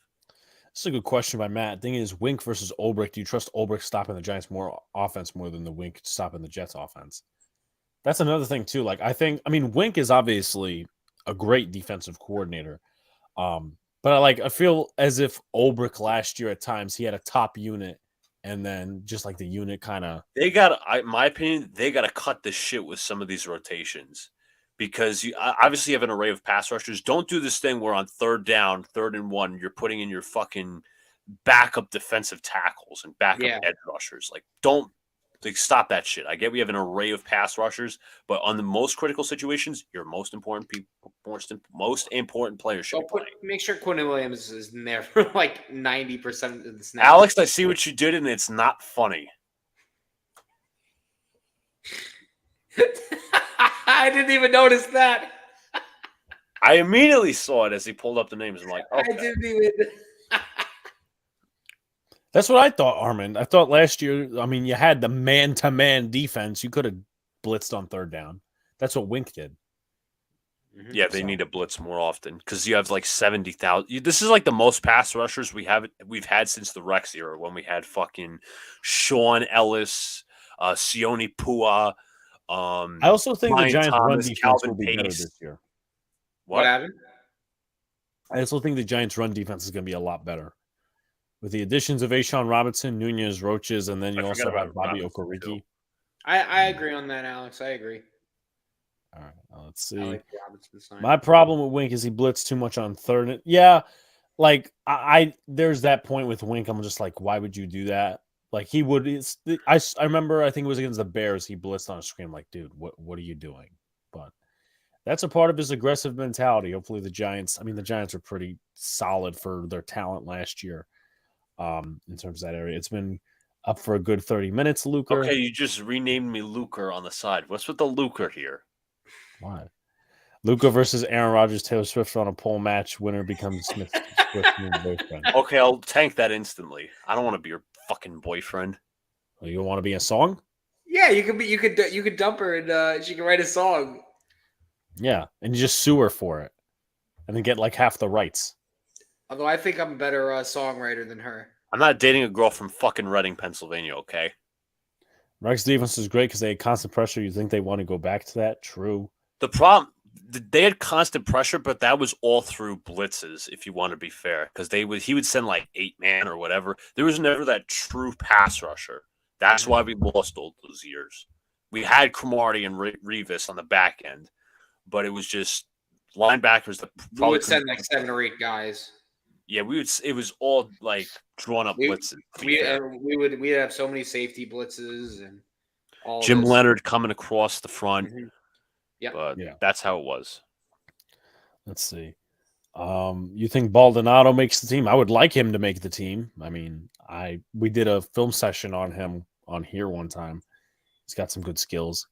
Anthony Rizzo was at a Taylor Swift concert. Luca, don't worry, you're not the only alpha male who loves her. Very funny. But Luca, I'm gonna quickly use the facilities. I also pulled this up in your favor. All right, so let me just pause the video. So let me just put up the banner as well, because this is another edition of Prospect of the Week, NBA Draft 2023. Prospect of the Week. And this week's candidate, I'll just put up in a sec, is Brandon Miller from Alabama. Those guys will see on the screen in a second. Might have been one of the top college players this year. You could argue he's top 2 or top 3 because Scoot Henderson is obviously on the G League. He was played for the G League team. That's why I said college player. Yeah. Luca, the channel will get so many subs and views if you were Swift's boyfriend. The Swifties would join. I don't want that, though. Luca, take one for the team and go out with Swift? No. Do the Knicks have a first-round pick? They do not. So they would probably have to trade into the first round. Luke and Alex, I could not. Sunil, I clicked on the links and the page kind of just defaulted or faulted, should I say? But anyways, Vegas is winning versus the Panthers, so that's adding to Brian's misery. We're all very happy. But anyways, welcome back to 2023's edition of Prospect of the Week for NBA Draft. Weeks leading up to the draft, we will be looking at some of the best prospects in this upcoming draft, ranging from 1 to 3 prospects per week. So, our next candidate is Alabama small forward Brandon Miller. Miller stands at 6'9" and weighs in at 200 pounds with a wingspan of 6'11".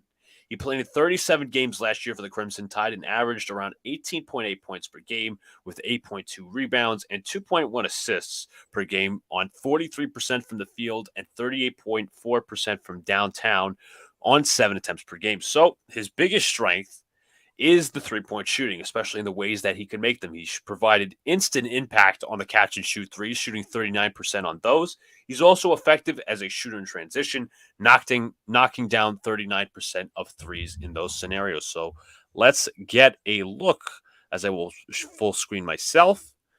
Look at Brandon Miller. He's number 24.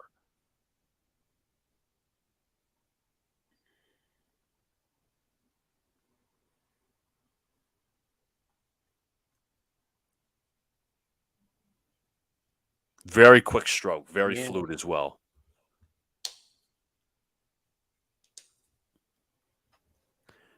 Off the bounce, kick to Miller for three, corner. Miller does a little bit off the dribble action as well, which is somewhat of an intriguing part as he beats the man off the screen. Here you go, one-on-one, off the pick. Deep three-pointer. He's also very good sometimes with the shot creation. Sometimes he takes difficult shots, but he has the ability to make them. I like this kid's confidence too, man. Very good confidence. Off the screen there again. Miller goes to his left, a little step back. Here we go. Miller goes to his right off the screen. Great screen there by number 4. Knocks down the 3. This is probably his most difficult shot of the tape. Oh. Here we go. Miller again at the top of the key. Step back 3. Here you go at the top again.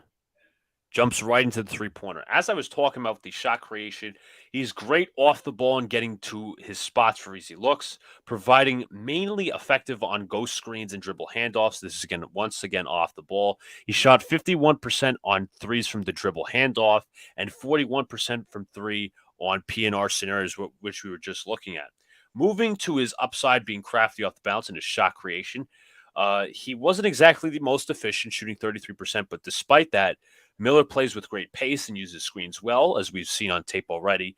He did not take a lot of mid-range shots, but that had more to do with the Alabama offense, which has proved very well. He's also featured some hesitations and crossovers in his bag. So his bag isn't too deep, but he's got some nice moves. Here as we talk about the transition threes, a little hezzy right to left. Fake. Watch this step back. In transition, nice pass there. Next part of his game is his playmaking ability, averaging 2.1 assists on the season. He's good at diagnosing the defense and making the easy reads as well as on more complex actions. He's incredibly effective in the pick and rolls. We're going to see some of his loves to pass in transition, loves the pick and roll. Very efficient. And his teammates were also incredibly efficient when they got passes from him, so they benefited well. Very good court vision. Misses the corner 3, but he does find the guy in the paint. As we'll go back to that again, transition. Wide open corner man up top, but he finds the man roller in the paint. Big man. In transition, once again, here comes Miller. Nice open court pass. Miller, number 24, bring it up. He does like the occasional no-look pass, and he loves to pass with his opposite hand and the left hand. Usually one arms it. Nice alley-oop there. Miller, a little pick and roll action. Alley-oop to the big man. Miller goes to his left. Alley-oop. Miller. Beautiful lob there. Miller using the pick and roll. Great recognition. I think he's one of the most he's not going to be he's not going to be a primary ball handler in the NBA. Just going to note that, but he's very good at reading the pick and roll. Finds the corner man for 3. Miller driving, kicks to the corner.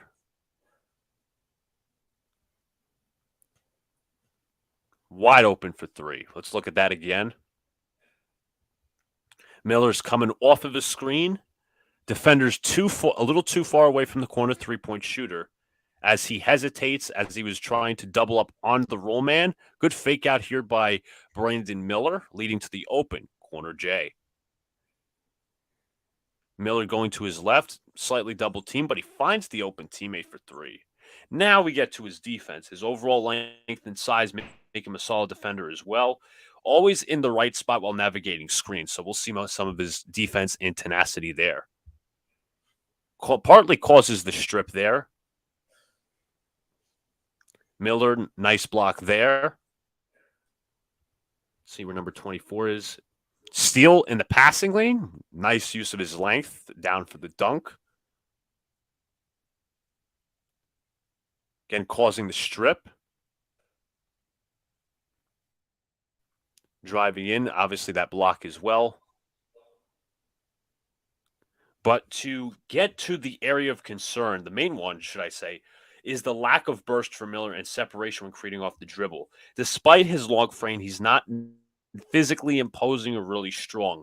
With this, Miller started off the season really bad, finishing at the rim. For his first 10 games, he shot 40% at the rim. But meanwhile, his last 27 games, he shot 65% at the rim, much more improved.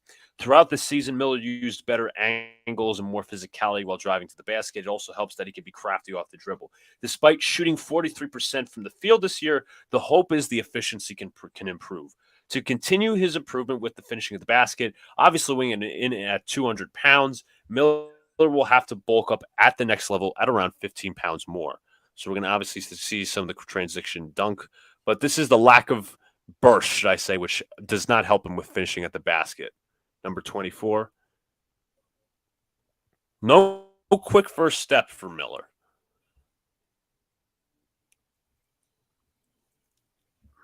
Miller comes off the screen.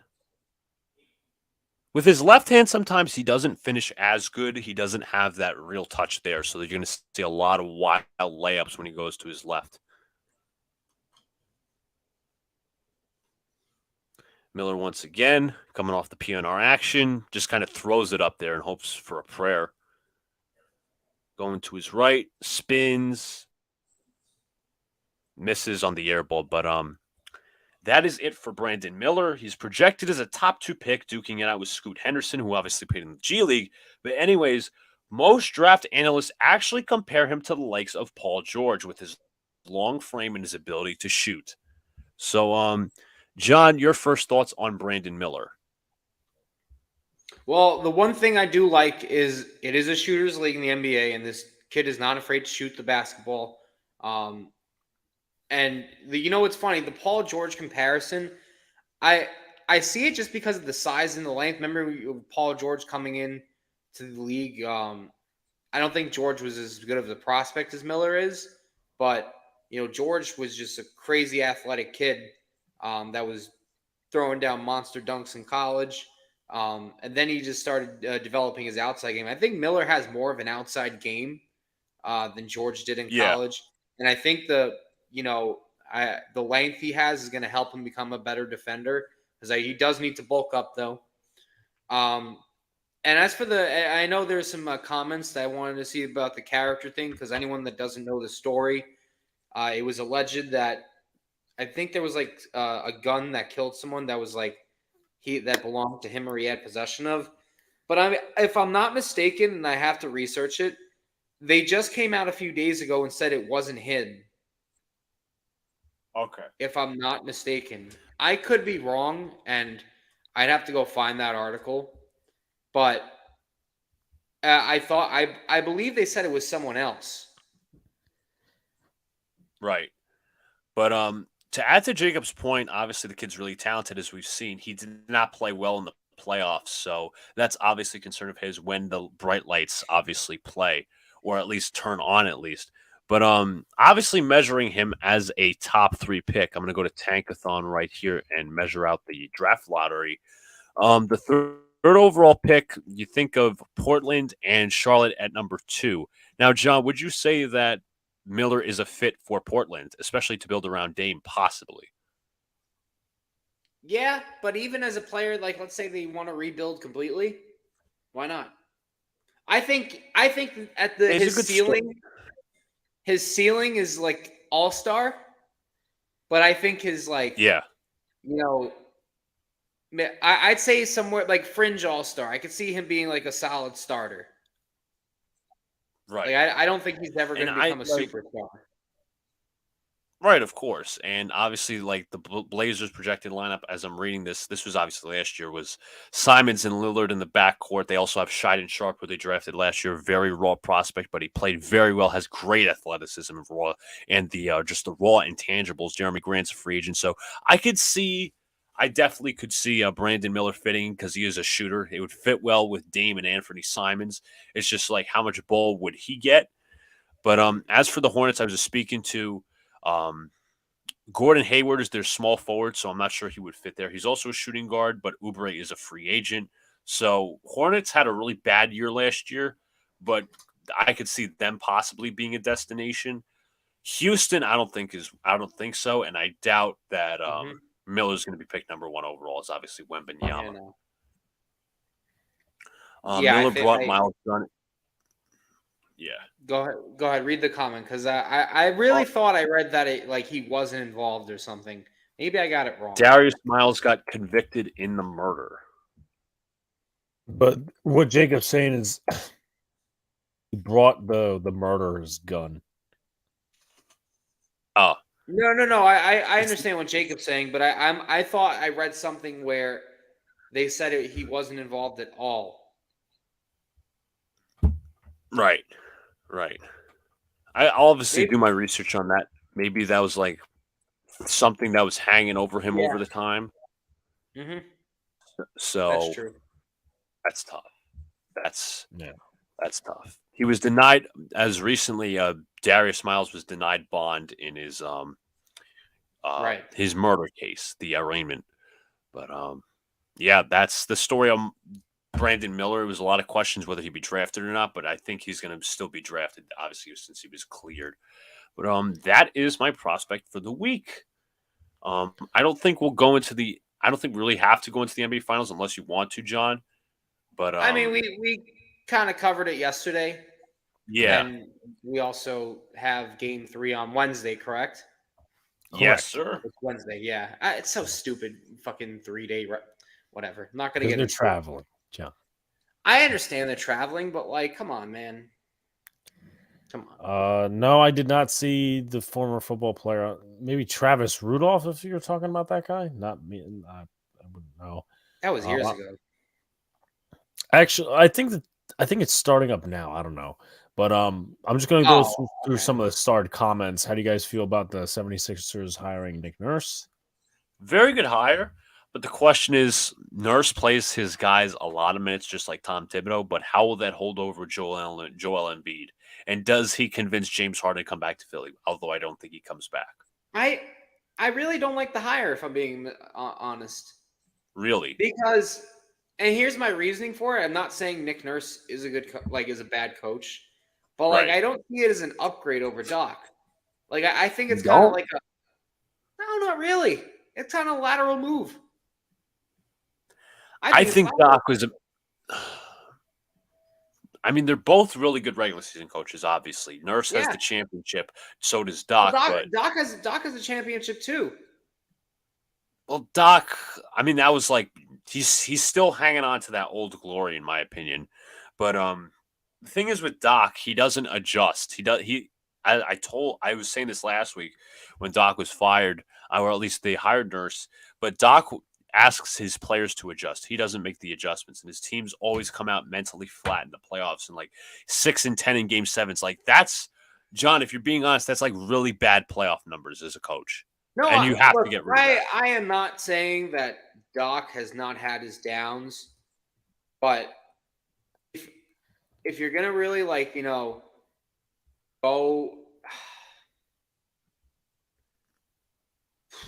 All right, I don't want to sound like pooping on either coach. I think they can both coach, and I think they're both quality coaches in the league. But if you're gonna ask me where it's a clear-cut favorite of hey, we're gonna go get someone better than Doc, I don't think Nick Nurse is proven that much more than him. I don't. To be fair, after Kawhi left, the team took a little bit of a decline, but I think that team itself, John, as in the Raptors, have hit that ceiling. I think Nurse deserves a second chance, and I think I think he deserves a second chance, and we'll see. But you're really going to say everything's on Doc in that playoff series? I don't. Yes and no. Well, not everything, because Joel. I mean, I don't give it majority. I mean, James Harden's been like that his whole career. No, that's true. Listen, and we praised him during the regular season. Yeah. But he went back to his old self in the playoffs, and I'm like, well, how much is really that on Doc? That is, but it's just sometimes like you go back to Game 6, and when the Celtics were making their comeback, Philly gave up, and that's a sign of their coach, in my opinion. Philly just entirely gave up. Like they were still within range with about a minute to play, and they just let Boston score. That's not a mentally tough team. So you hope that's better with Nurse, in my opinion. Yes, the Sixers went from a doctor to a nurse, a doc in Rivers and a nurse in Nick. Yeah. At least a playoff appearance, Jacob. I was referring to some of the stuff. And the one thing I'll say that's good about Doc is he kind of unlike Nick Nurse, he kind of, you know, he'll ride more of the hot hand, in my opinion. I'd actually have to watch the games to or ask Toronto fans myself to see that opinion.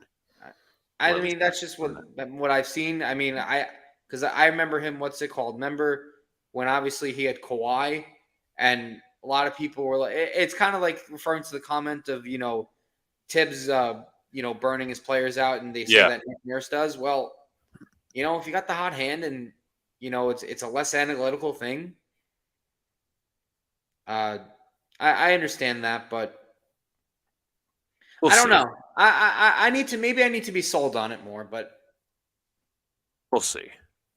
Yeah, we'll see. Toronto has not hired anybody yet, as far as I know. No, yeah, they have not chosen a candidate. Yeah, and then the last one, I have a quick question. Do you think Sam Cassell is a good pickup for assistant coach of the Celtics? Very much so. I think if something goes wrong with the Celtics this year and they fire Mazzulla midseason, I think Cassell is going to be the coach, because Cassell he was with Doc Rivers in LA, right next to him as one of his lead assistants, and in Philly as well. So he's been an assistant since like 2009. So he's been there, done that. And I think he's very much to be considered in coaching circles. All right. If we got nothing else to talk about, I'll start with Angry John and then Luca for final thoughts. Ladies and gentlemen, what have we learned today on this week's episode of Big Blue in the Bronx? Well, first off, everyone, thank you for watching this video again. We'll have some more baseball series, so all the members out there, to anyone in the chat that joined. So don't worry, we'll get about 2 videos done this week. I had too much going on yesterday and this morning to make a video. So my apologies on that, but always love the good baseball, football, and basketball talk. Remember, we got Game 3 of the NBA Finals, which thanks to all who joined last night's game. Last night's was a blast. And we'll keep pumping out more videos for you guys. Luca? It's good to talk about the FEEBLE METS, breaking down my prospect, talking about a little of the coaching hires, talking about the Yankees, doing our schedule predictions. But thank you guys for being here. We'll obviously be back Wednesday. Alex, we got a little loaded schedule, so keep it here, guys. Keep it here. All right. Next time around, Sunil, I'll definitely show John the videos you've been sending me, which is I've probably already seen them. There's a few more that he's been. He thinks he's like showing me like the next fucking, you know, hidden treasure, and I probably have already seen them. Hidden treasure. But tomorrow we're off, guys, as of right now, and then it's Wednesday we have the NBA Finals Game 3, Yankees White Sox. That's on Thursday. Friday NBA Finals again, and Sunday we'll be on playback for the Yankees Red Sox game. So we'll release the playback link before then. But we appreciate you guys. Like, comment, subscribe to all the good stuff, and we will see you next time. Peace.